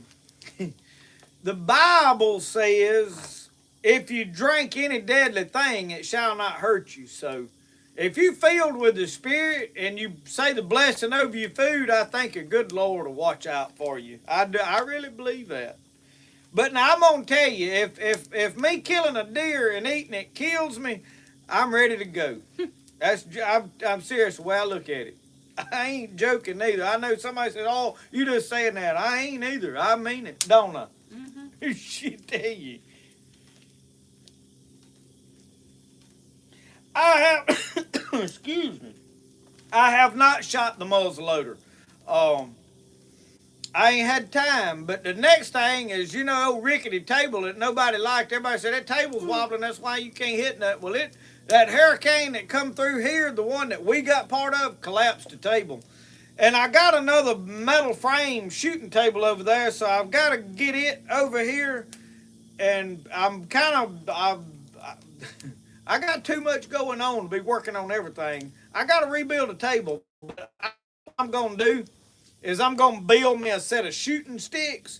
If y'all watch Sagebrush Long Shots, he's got them shooting sticks. It's sort of like a tripod, but not really. I'm going to design me something similar to that I can just sit down in a chair and spread them out and adjust where I want height. And I think that's what I'm going to resort to. And I know somebody will be like, "Oh, it ain't stable, you can't." But you watch them boys from Sagebrush shoot 900 yards off of them, I'd have to argue with you on that. But, anyway, that's how it is. Well, Scott, we just letting it set on that fire cider and let it infuse. It's like a tincture. You let it go about 30 days. So it's just sitting on that table for a month, letting all them ingredients infuse into that apple cider vinegar. You're really making a giant tincture. An apple cider vinegar tincture is what you're making. And you can just take a swallow or two of it along, and that's all you need. You don't fix you a whole glass full of it. I poured it in a bottle that I'd turn it up and just take me a swallow out of, because I was the only one using it. It wasn't like it was a household thing. I can't get none of them to use my They'll use plantain save, but that's it. Lisa, tell them about your experience with the wild lettuce tincture. She was hurting. It cured her right then. I just about threw up right there on the floor. Hey, that wild lettuce tincture's tough. Mm. She didn't complain about hurting no more. It cured that. Hey, no, it was that I couldn't sleep. I told you I was Oh, that's what it was. Sleeping. She couldn't go to sleep. I said I'd rather not sleep. If that's what it took. Mike Reeves got him a new 25 horsepower outboard today. I thought you was coming down here to go catfishing with me sometime. When we going catfishing? We need to meet up at the Tom Bigby River and go fish Tom Bigby River one weekend.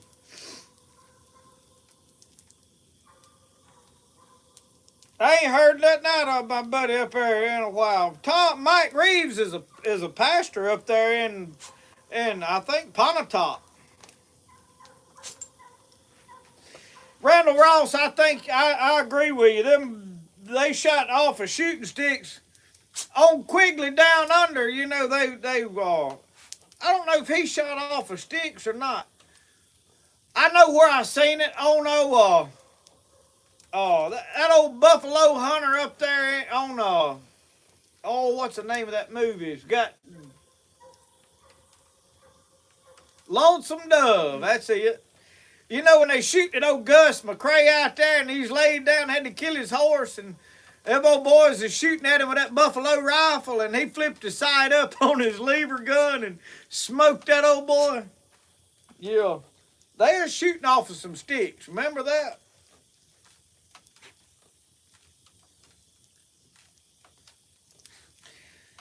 Beheck 1216. We'll see you later.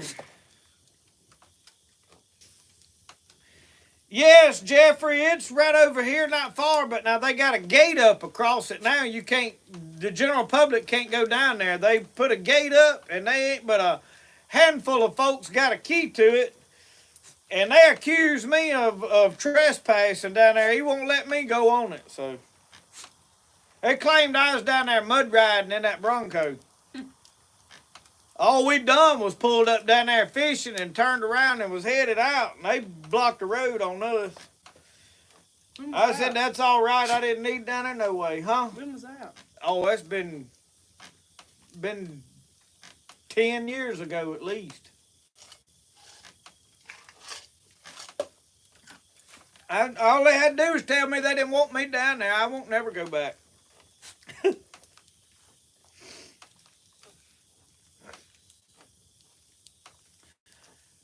Well, let me go check on this alligator tail again. I'm probably fixing to go in. Well, you got to entertain them while I'm checking on this. Well, how about I just turn it around? I gotta go get my cleaned up and all for church in the morning. I don't know if this is going to get done or not.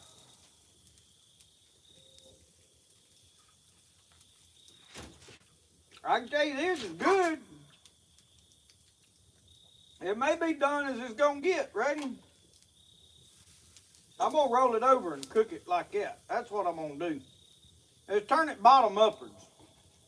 I'll lay that wad of bacon back on the top of it. I think we done got the good out of that. Out of that bacon. I rolled it over and let it cook. I think my fire ain't quite hot enough for what I'm doing right there.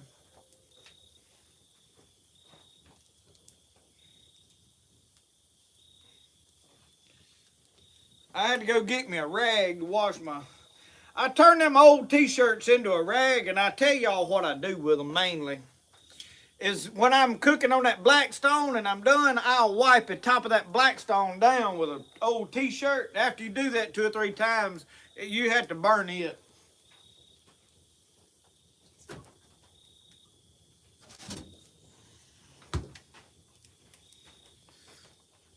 I tell y'all what, I need to go fix me some coffee. I don't need no more tea.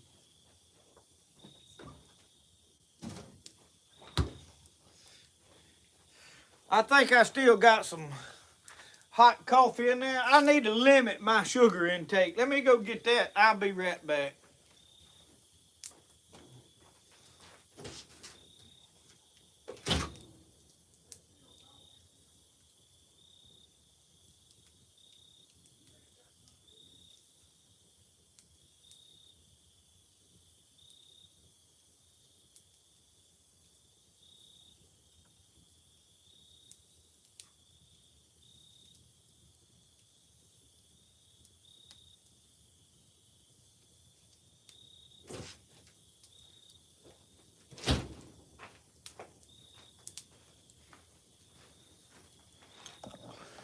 Hey, we over here now. Y'all, come on. Oh, Lord. Oh, feels good. Y'all, every now and then I just get a wild idea thinking about something that I saw. I was going to tell y'all about it. Me and my wife was in town the other day. And we was coming up the street there, and there's a little place where there's a side street that kind of crosses one of the main little 2-lane roads that comes in, and then you turn off, it goes to another part of town anyway. It's hard to explain, but it's a pretty well trafficked 2-lane road going up through there. And there's a little side street that crosses there at a red light, and it's kind of narrow. So you stop, and there's usually traffic coming 2 or 3 different ways there. Well, there's a fire hydrant right over there on the corner, and it's just about right up close to the street. So they drove down in there beside in front of that fire hydrant a piece of a railroad track. Looked like, I mean, just, it may be just a heavy piece of I-beam, but it looks about like a piece of railroad steel. It's thick. And it's drove down in there to protect that fire hydrant. Well, I was sitting there the other day. Michelle happened to be, I don't know, I may have been driving, but anyway, we was pulled up to the red light. Well, they was, y'all know what a service truck is, right? You know, one of them work trucks that's got the toolboxes all down the side, the big heavy metal doors that open out, you know, got all the tools in there. Y'all, this hand, he tried to turn too sharp and hung a corner of that bed over there on that work truck on that piece of steel that was drove up, fella, and he bent that piece of railroad track. You can imagine what it done to that front door on that service truck bed. And my wife said, they gonna be able to fix that? I said, I doubt it. I figure they fixing to buy a new bed. Hey, tools was pouring out. They was stuff strolling out in the road. He was trying to back up and get off of it, and it was a hung to the bed, and it about pulled the whole door. The door's flopping off, and a hand on the passenger side, he jumped out, was trying to slam it shut. And I'm sitting over there. I feel sorry for him, but I was dying laughing because I was like, this ain't gonna shut, fella. You've just destroyed that. I'm talking about it. Hey, it crinkled it up like a soda can. I mean, just mashed it right up in there. I said, they'll probably have to change your whole bed out to fix that mess. They probably will revoke his driving license, I figure. It wasn't funny. You know, really, it wouldn't. What was funny is that hand that jumped out trying to shut the door, you know, like he was just going to shut that bent up door and they was gonna drive off. I was like, no, you're not hiding that. You got a major problem there now. And them things ain't cheap. Them beds on the back of them trucks is high dollar.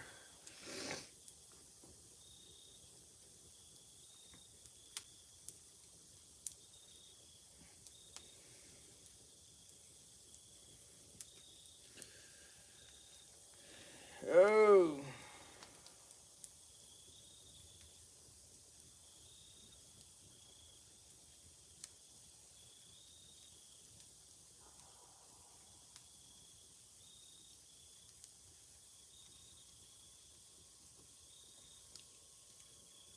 Got you a 25 Tahatsu. I was reading about this boat motor Mr. Mike Reeves done got.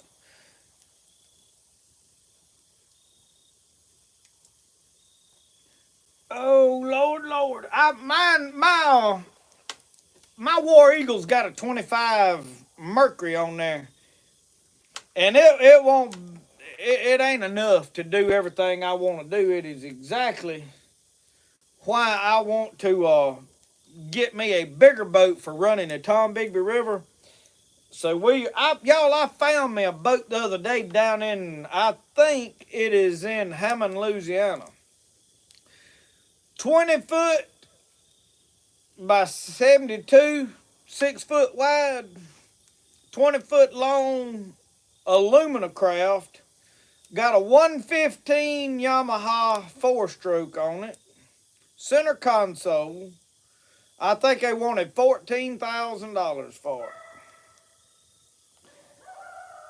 if I had my boat sold and I had some money to put down, I'd probably go get the thing. But I got to sell the Skeeter first, and I hate to sell it. The Skeeter's a good boat. But if I can get what I want, because all I can do with that Skeeter boat is crappie fish out of it, really and truly, or bass fish. Somebody asked, did I make a beauty berry tincture? No, I did not. I did not make a beauty berry tincture.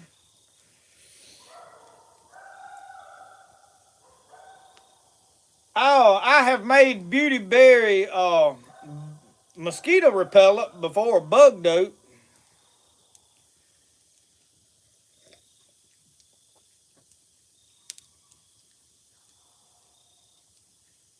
Mike Culpepper, this is hickory we burning over here. I got me a piece I got laid right here, extra just for, in case I need an attitude adjuster. That'll make a good one right there. I laid me a piece out to the side. I was gonna make me a walking stick. It was a good piece. It come up into a limb, and I had cut the limb off in a way, and I said, you know what, I'm gonna save that and make me a ball walking stick, and I drove off and left it over. I'll get it next time. But yeah, we burning some hickory wood. That stuff get hot, sure enough. I made this arm over here is well done. I really expect it is well done. Let's see here. Bear made beauty berry jam. He had the seeds in it, didn't he? We didn't get nothing on the trail camera eating the corn the other day in that video. I had 5 pictures, and there's all of me putting the corn in there. The batteries died in it, I guess. I've not been to White River National Refuge. Is that in Mississippi? I'll have to look up and see where the White River is. I don't know about it. Mike said that is a great price on that rig. My concern, Mike, is there's no telling what wrong with it, why it's that cheap. Because most of those boats are close to $20,000 if they're in good shape. Now, it did not have the canopy on it. I would have to add a canopy.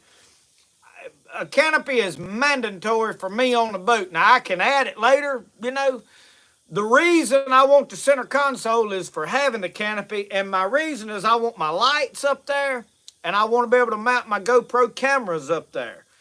That way I can get good footage, y'all, because like you watched me and Brody fishing the other day. Well, if I stand the tripod up in the back of the boat and jack it way up where you can see down to what we're doing, you run the risk of knocking it off in the water because we've been rocking around and this, that, and other. And if I got it sitting up there by me, you can't see Brody fish. All you can see is me. You ain't got no angle. I want that to do that, and then I want to be able to get Brody into bow fishing as he grows up, and I want to get us frog grabbing. And then running catfish lines, you can mount those cameras up there where you can see what's going on. Lights up there pointed down in the water for getting bait fish. I mean, just there's a lot I can do with it. With us doing what we do filming. And it's more for the filming quality because you can't make videos at night if you ain't got good lighting on stuff that's going on because you don't know what's going on. And you can't make videos in the dark. I've tried, and that's why I don't do a lot of night videos. It's hard to film. So I want the boat for the filming purposes in it.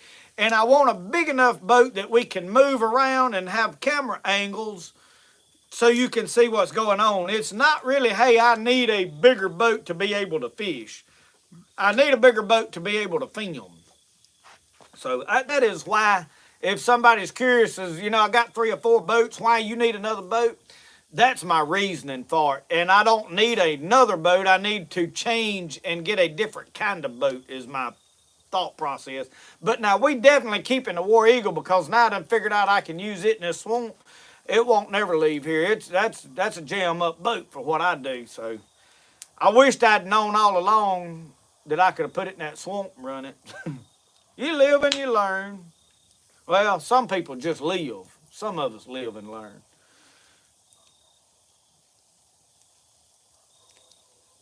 border of Arkansas.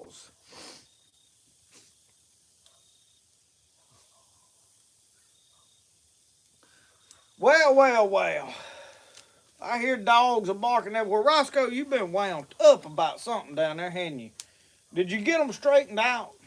What's down there? We're going to have to get our light and go looking, ain't we? What time is it?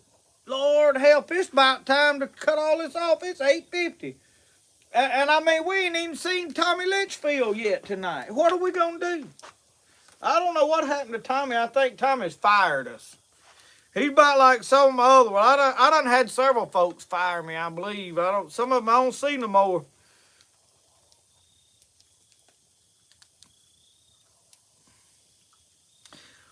Jason McKenzie said his son got married today. Well, congratulations. I know he's excited. You may not be, but I bet he is. Yeah. At least for tonight anyway, huh? How far are you from Grenada Lake?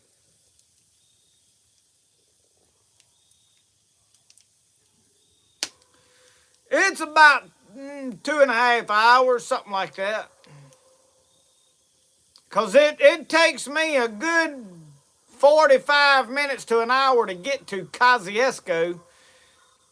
And then on up to Vaden is about another 30 minutes. And then from Vaden, it takes it's probably about 2 hours or so for me to get there, I would say.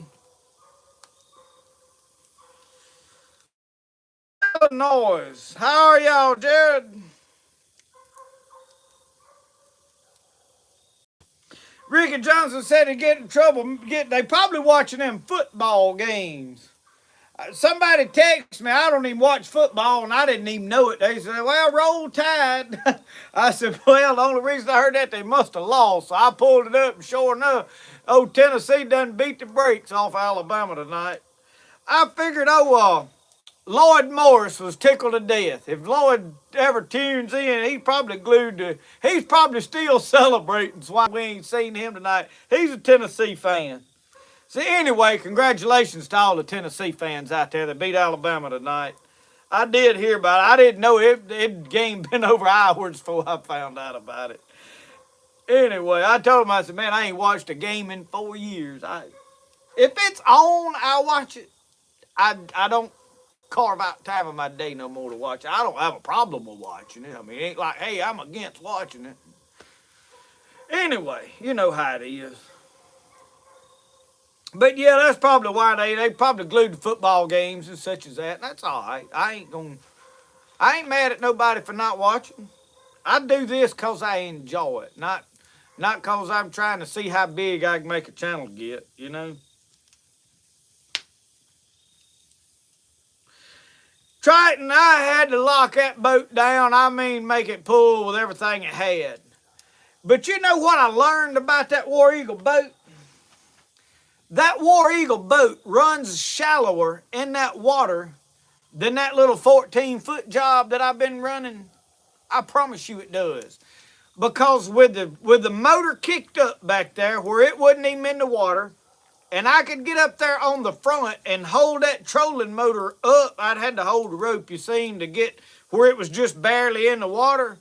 That thing was going over logs. It wasn't that deep in the water. And I looked at the water line when we got up on the trailer. The water line wasn't that high up on that boat. I said, you know what? That I like. Because if you're going down through there, here's what I got to do. I need to get a jack plate put on the back of that motor just for the simple purpose of raising that motor up where that foot ain't so far down in the water, getting in the mud for this kind of water. If I had a jet drive foot on it, would be ideal, but I ain't got that kind of jack. You know what I mean, folks? They proud of them things. Now, there may be a time in life that, you know, the Lord blesses us and we can do all that. And if it can, that'd be the ideal thing to do, is put a jet drive foot on that motor, whatever, and do it. But, yeah.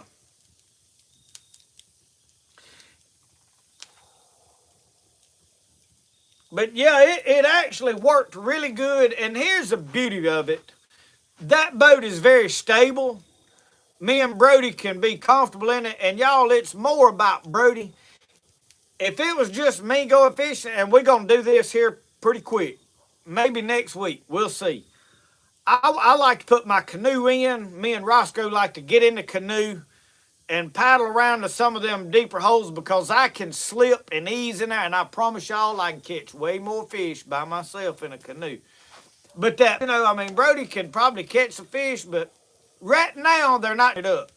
I'm having to finesse these fish. In other words, it's taking a small bait, fishing it really slow, a lot of feel. They just, and then when you take a boat in there and you banging around and making racket, Brody, he had his pole just whooping the side of that boat. They well knew we was there, so we wasn't going to just wear them out. I can take that canoe and ease into a place and not stir in the water a whole lot and get to catching them, and I'm talking about wear them out. And I got a hole down there that I want to go to and try here pretty quick. So we may get up one morning, put the shotgun in the boat, and load the canoe up and go down there. Coyotes, y'all hear them?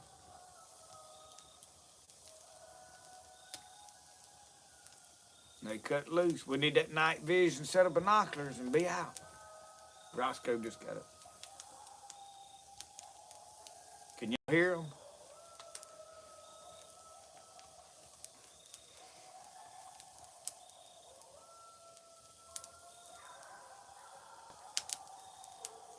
Now there's one neighbor's dog up here barking. There's two packs. There's a pack this way, and there's a pack that way.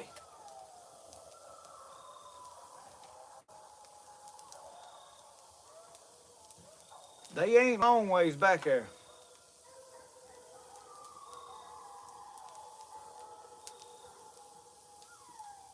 I hope y'all can hear them.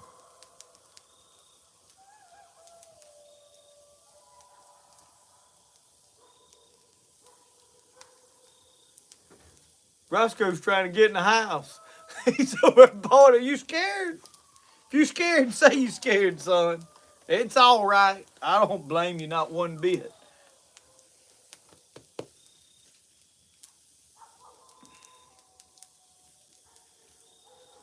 I pulled my camera up down there today. The batteries was getting low in it, and I just pulled it out and brought the whole camera to the house. I ordered some Amazon batteries. They come in today, so I'm gonna put fresh batteries in there, and we may. I tell y'all what I need to do. Trapping season starts here November the 1st, and I can't. You can actually trap predators, I think, off season. I could probably be trapping them. But we'll put us a dirt hole set out, and we're going to put a camera on it. And we're going to see if we can get a video footage of catching a. And I know there's a fox down there.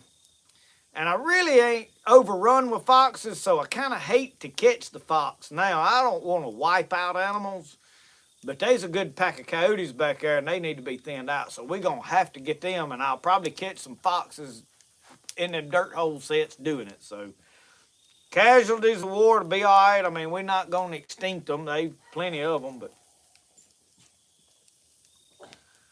yeah.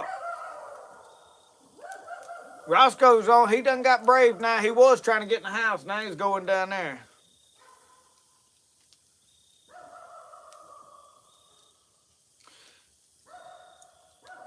Yeah, we got piles of coyotes. And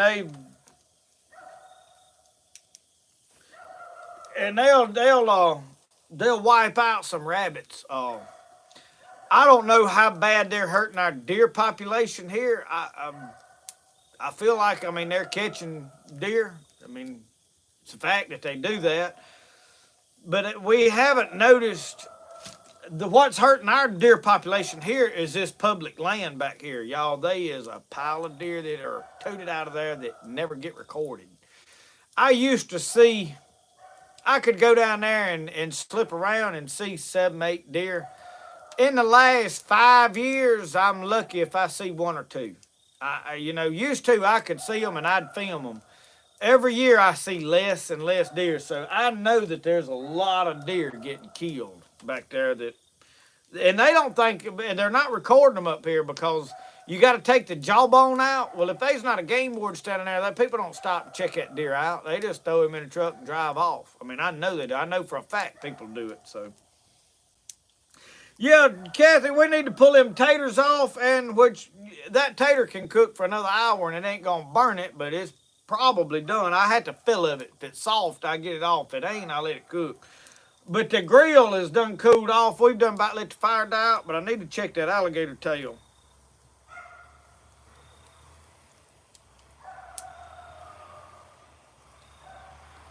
Try it now. I have to get me a setup and with that night vision, I can get my AR-15 and see if we can set up one night back here and do some coyote hunting at night.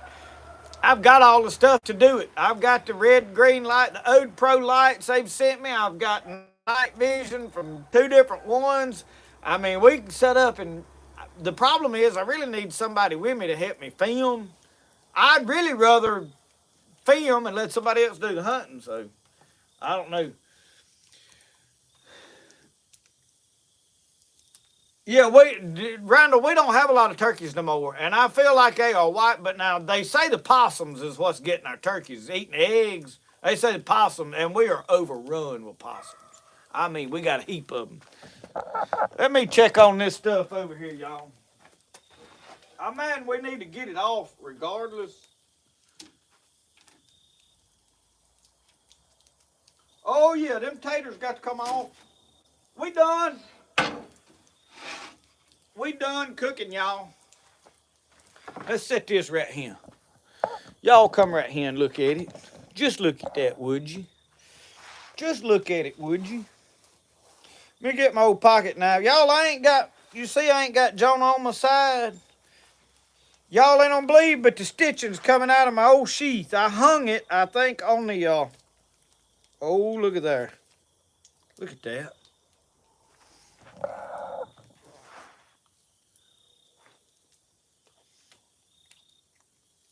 Oh, dog, that's fine eating right there now.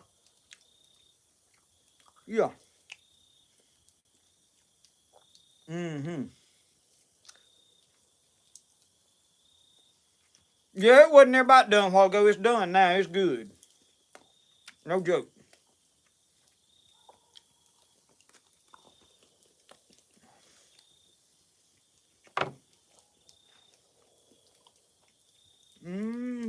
Smoky flavor to it.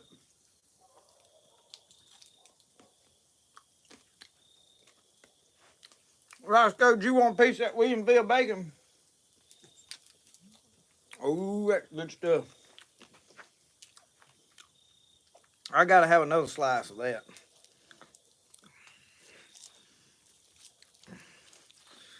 Y'all look, you can just cut that off like a pork chop. Look at it. Yeah. You wanna try it? You probably only, oh, he wouldn't eat it. You ain't gonna eat it? He ain't gonna eat it. You don't want him. Look, Roscoe. You don't want that. Ain't eating no alligator. No. Y'all ever had a dog that would eat alligator? Roscoe said no. If a dog won't eat it, you know it ain't fit to eat, huh? I'd have to argue with him about it. Man. He's licking his lip, but he wouldn't eat it.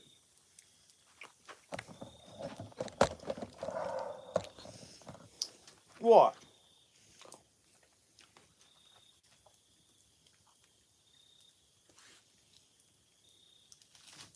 No, he ain't gonna eat it.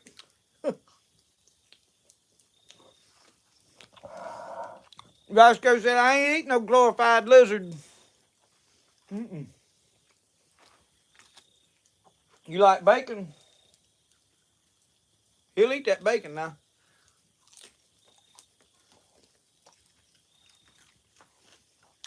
Well, I'm gonna be honest with y'all. It's good now, but I'm so full I can't eat it. So, let me set this camera back up over here, over here. Y'all watch your fire and whatever you want to. I'm gonna go put this in the house. I'll be right back.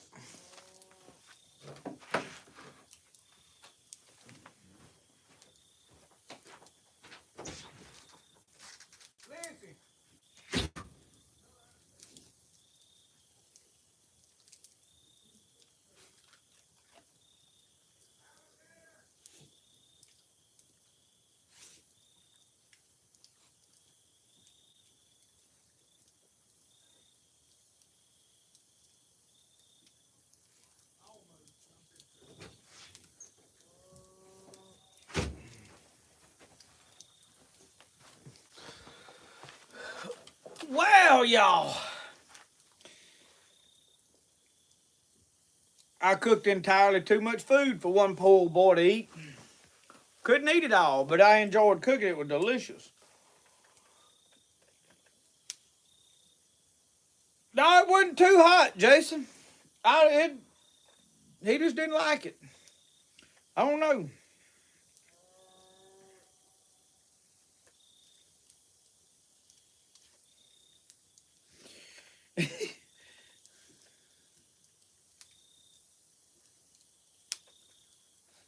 Good dog.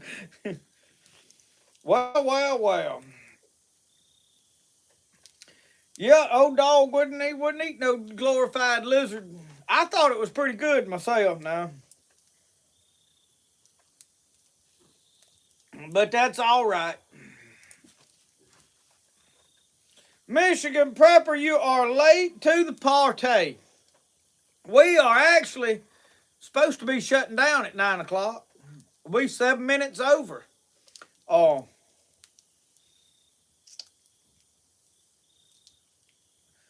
and I'm about wore out. It's been a full day. Cutting all that firewood back there has about done me in.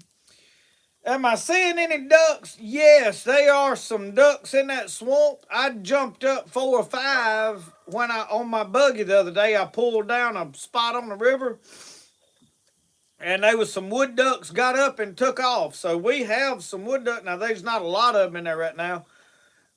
As it starts getting cold, they'll start coming in.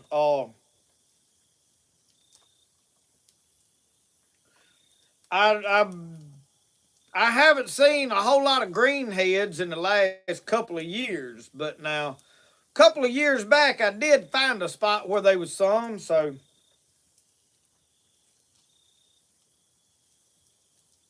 time to put the lights parties over. We Stephen, I cut a almost a trailer load of that hickory up today. Of course, we burning some of it now. And there's probably more wood over there than I know what to do with. In fact, it'll probably ruin before I get it burnt. Kathy, I got the potatoes off. And carried them in with the alligator tail. But I don't know what I'll do with all that here. In fact, the main trunk of that tree, I don't even know if I can cut through it. I don't know if I can. I may can cut down both sides or cut as much through it and then take a cross cut saw and finish the cut. It'll just depend because my problem is being able to handle it if I get it cut into. Them rounds is big enough that I can't pick them up, so I'll probably have to bust it up there, which is a lot of work. So I don't know. We're gonna see how everything works out.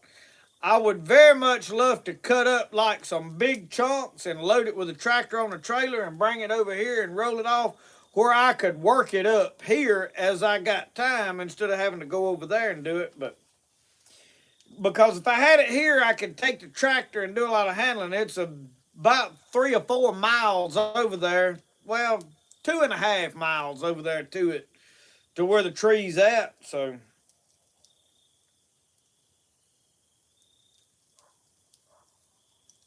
Jared, all right. I'm at this point. I have talked to so many people about knives. I don't.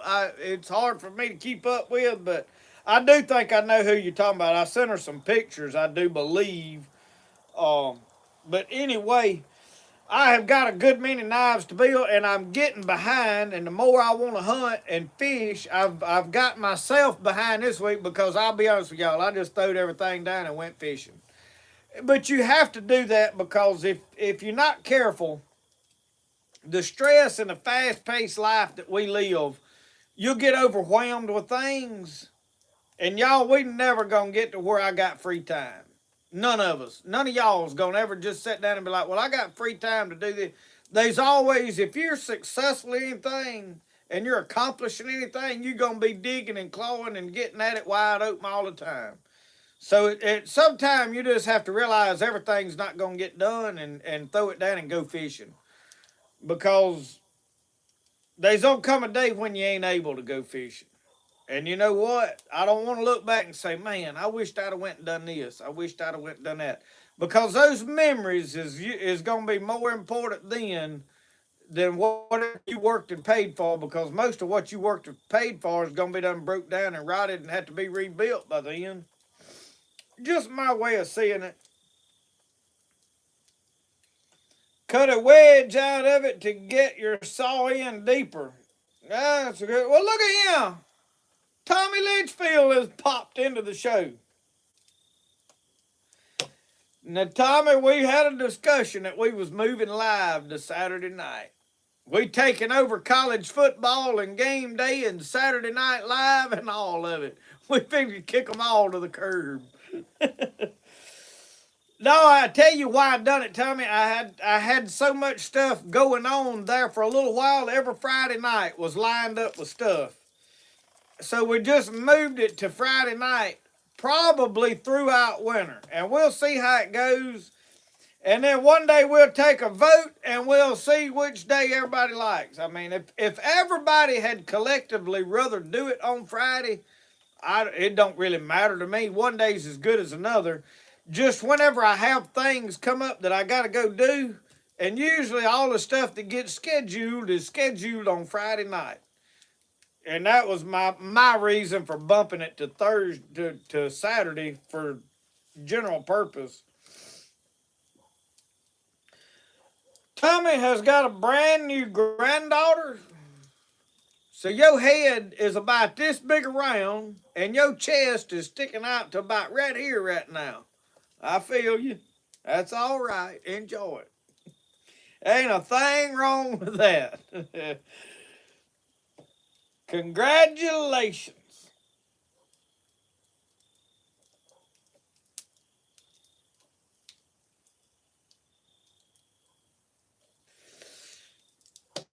Well, old Stephen Owens has done kicked off into a tune for us. Said it's another Saturday night and I ain't got nobody. I got some money because I just got paid.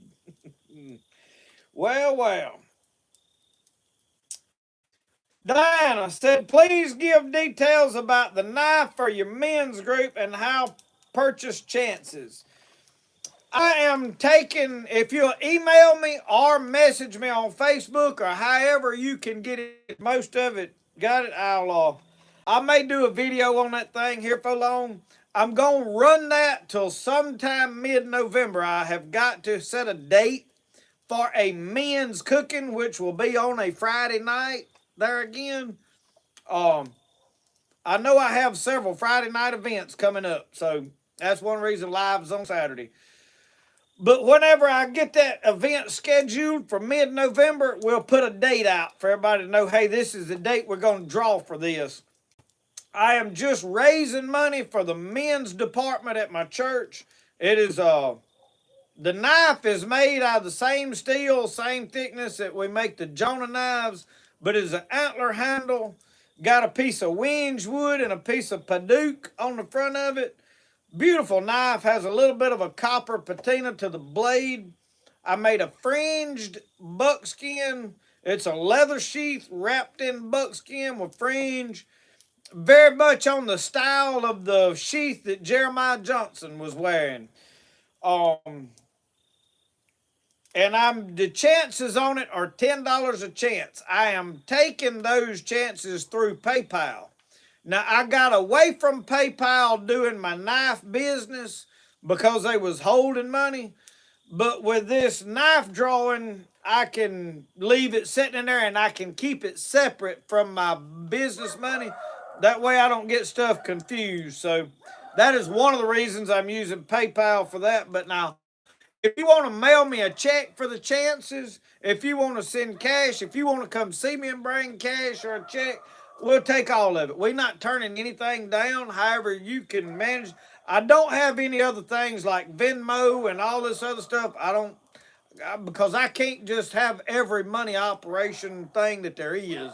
I run PayPal and now running Square. I can send you a Square invoice for a ticket chance or however many chances you want to buy. Buy as many as you want. Every $10 will get you a chance and your name in the hat for the drawing. So, I don't have cash out. Now I do think cash out will work with Square. I'm not exactly sure how that works, but I think you can use cash out with Square some way or another. If you message me, we'll figure that out. Blake Wilbur, I got rid of about 10 game file yesterday. I had a man come up here and bought a pair of grays, a trio of Kelsos is gone. I don't have any more Kelsos except for a couple of roosters that are crossed with Kelso. Uh, and then he got a young pair of Clemens grays. So he got two pairs of grays, and then he got one of the roosters that I had. So I got rid of about 10 chickens, I think, is what I wound up getting rid of. So I was glad to see them all go. I still got a lot of chickens, though. We ain't out of chickens. I don't have any hatches anymore. I've gotten rid of all the hatches.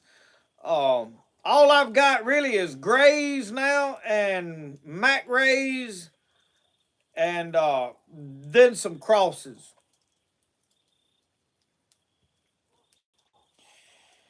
Yeah, I hadn't talked to JR in a while, but now I'll tell y'all this. I was in the Walmart today, and they had them red buckets of chitlins for $19.99 a bucket, and I got me a bucket. And me and old JR just might have to boil them one night out here and entertain y'all on a Friday night if they ain't. But now JR's probably traveling around picking and playing for folks. This time of year he gets invited to some of these cookouts and such as that, and does some playing. My buddy Trey Evans, he plays with him some, so they he gets lined out now.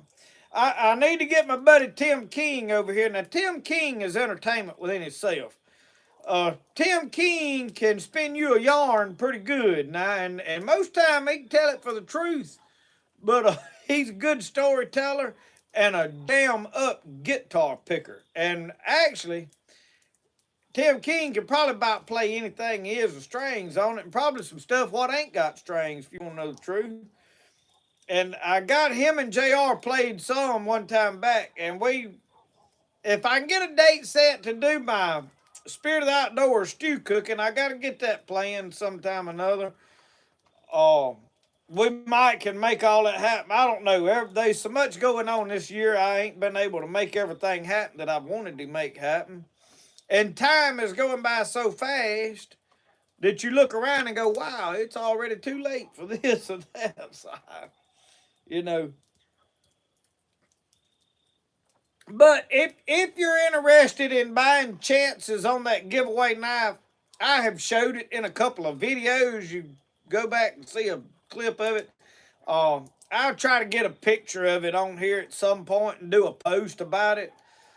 I sometimes I'm hesitant on really pushing that kind of stuff because I don't want to feel like or make y'all feel like it. I'm just here begging for money. This money, none of this money for this knife drawing is going in my pocket. In fact, near drawing thing I have done has put a dime in my pocket at all because I did the drawing for the the deer camp, and they give away money, and they're fixing to do a raffle on a Henry 22 lever action. So if somebody's interested in that, the deer camp's gonna be selling chances on that at some point. They hadn't given me any details on it yet. He just mentioned it to us the other day when we were at the club planting green patches.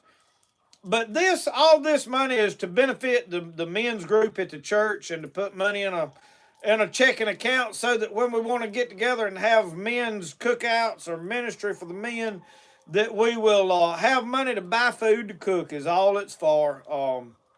And then if we ever get to where I would really love to have a way to take a whole group of men, I would love for us to all go to Tombigbee River and set up and catfish in the spring and have all the men up there. But the problem is you need a couple of people with boats, which I could probably make happen. Have a couple of boats up there and do some fishing. And yeah, Martin, there's a lot relaxing about having this old fire going and just sitting here and having a cup of coffee and us chit-chatting about whatever. That is exactly why I do these lives. It's about y'all asking questions and what's going on and up to date, and you get an idea of what's going on in life. I stay too busy. And it gets overwhelming for me at times because I'm trying to do so much and work and make a living and make money. But this week, I about had all the bills paid, and I said, I'm going fishing. I spent 2 days fishing, and I really hadn't got no knives made this week, and or not as many as I needed to. So I'm getting further behind, but it's all right because I'm never going to get caught up. And I really don't want to get caught up. And I don't want y'all to ever think that when I mention or talk about overwhelmed or got so much going on that it's a problem for me. I enjoy having plenty to do, but there's times where I sometimes feel like other people start scheduling stuff for me to go do and be a part of, and you get pulled, and it's like, well, okay, I got this to do, and as soon as that's over, I got this to do. And I'm about sitting here relaxing and living a slow life, and I ain't getting to do that like I want to, but I'm not complaining about it. Because it's all in God's time, and I trust the Lord, y'all. I do, and He's blessed me. He's blessed me through this YouTube channel, and I'm thankful for everything the Lord's done and the ability to do what I do. And I'm thankful for every one of y'all that watch this, that tune in, that I'm just a no country boy. Ain't nothing special about me. I ain't no different than y'all are, and I don't think I'm no different than y'all are. I get up every morning, put my britches on one leg at a time like everybody else in this world. So, we just sitting here tonight having a chit chat around a fire and just a little time to talk about whatever y'all want to talk about. And that's what it's all about. Just in time video for tomorrow is already filmed. I do have to go in and edit it. It will be out tomorrow, and we got a good one. Here lately, every one of them seems like that the Lord has really used me to speak on some things. I'm not trying to push a personal agenda through just in time. Y'all, I'm going to tell y'all the truth. I try to sit down and I try to honestly follow what the Spirit tells me to talk about. And I really want to help people. Hey, I don't care what you believe. It don't put $1 in my pocket. It don't benefit me not one way or another to try to convince you of one thing or other. I want you to know the truth about what that Word of God is about. And I'm telling it from experience that I have lived, not just something that I read in a seminar or I went to school and had this bunch of folks teach me this. I'm trying to share with y'all my point of view of the Bible from experience. Me telling you what I know to be a fact, not just, hey, I read this and it makes a good sermon. Because, it don't benefit me none to try to convince you of something that's not true. I mean, if I tried to tell you, hey, you need to live like this, it don't benefit me not one bit to make you live a certain way. I'm not that in need of a control or power or on no kind of a trip that I want to convince everybody of some misconception. I really don't. It don't. So with that, not having an agenda in mind or a reasoning for misleading anybody, I can back up and tell you the honest to God truth, and I put the chips out there and let them fall where they may, and it's up to you whether you take it and receive it or not.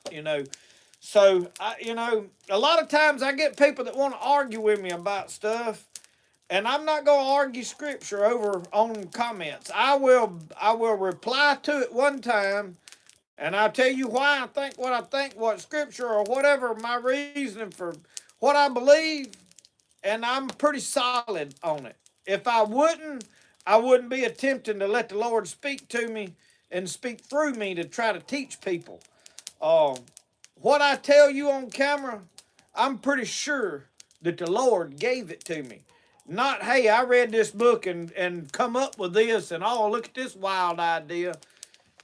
It's pretty simple, and I think just in time, the last several sermons I've done, y'all, I have really felt the Spirit. And not like, hey, I'm sitting there and I feel the anointing. There's been times where you could see the anointing come down. I'll pull this do-rag off because I feel the power of the Holy Ghost and I preach. Not like I preach in church, but I kind of preach.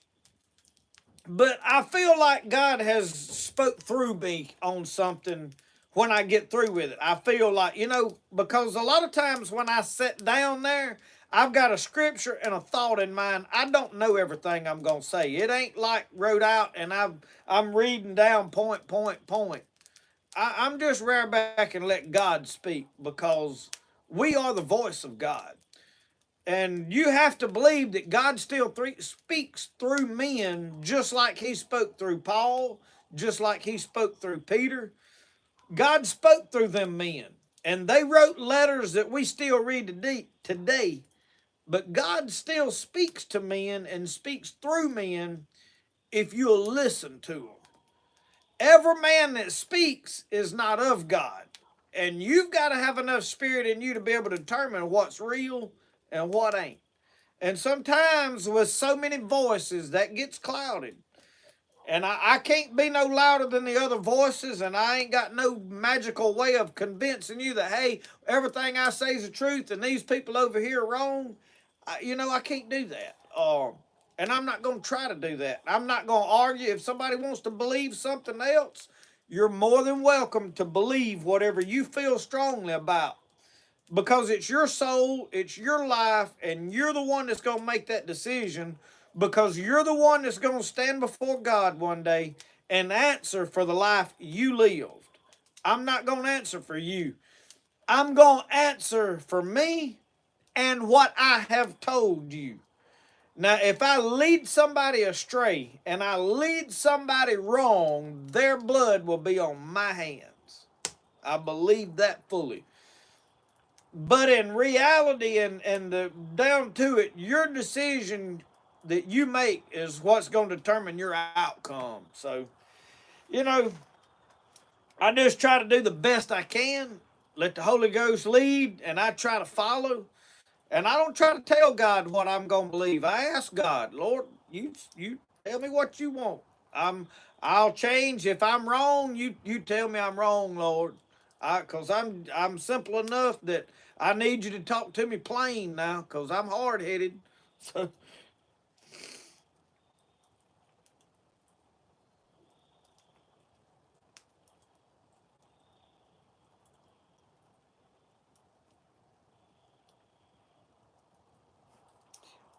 I'm every now and then I get asked to preach, but usually I don't have a very long of a notice to really tell anybody, hey, to come hear me. But I don't try to use preaching as a form of entertainment. A lot of these people you hear, they love to just listen to preaching as entertainment, and I ain't saying that's wrong now. Don't get misunderstood. I mean, a lot of people, you say something and they take it wrong and think, oh, they think it's wrong to listen to preaching. No, But as a minister and a preacher's point of view, I don't just listen to preaching all the time like on Holy Ghost radio or, these preaching channels and just watch all the preaching I can watch because it will cloud my thought process.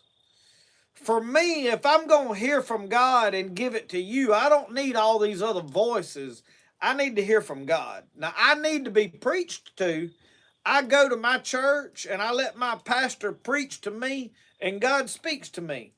But I don't try to just ride down the road, listen to preaching tape after preaching tape just for entertainment, because, and a lot of people do that.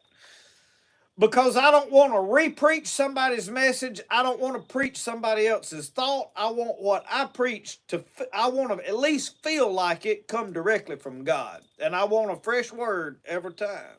So that's my thought process. That don't mean that, if you like to listen to preaching tapes just to occupy your time, have at it. There ain't nothing wrong with it. I'm just sharing with you my reason why I don't.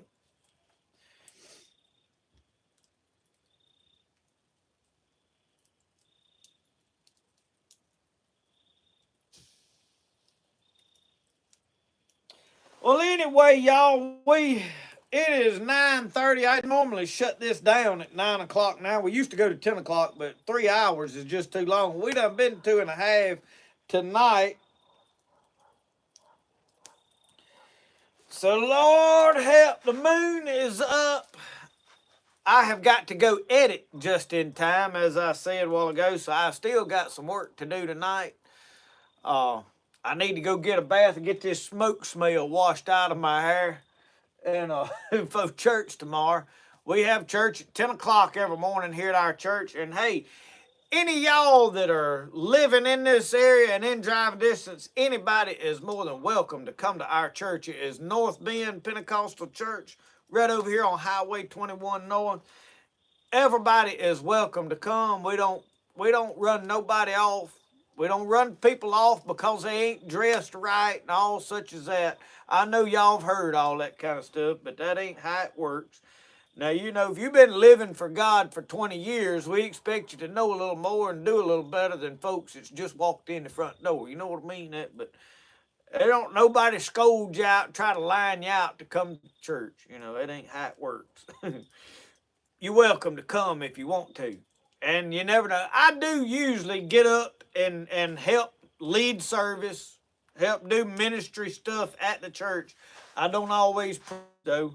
Our pastor is a good preacher, and we've got several other young ministers in our church that are good preachers. So, anyways, thank y'all for joining in tonight, helping us cook alligator and showing y'all how to cook a big, thick chuck roast like a steak. I'm going to tell you, that was about as fine a piece of meat as I've eaten in a while. So, yeah, you might want to try that technique. Thank y'all for watching Spirit of the Outdoors. We'll see y'all next time. Just in time. We'll be out in the morning. I try to get them out by 7 o'clock. Sometimes I'm running a little behind. If I sleep late, don't get it turned on. But I try not to sleep too late. But anyway, we'll see y'all. Y'all have a good one.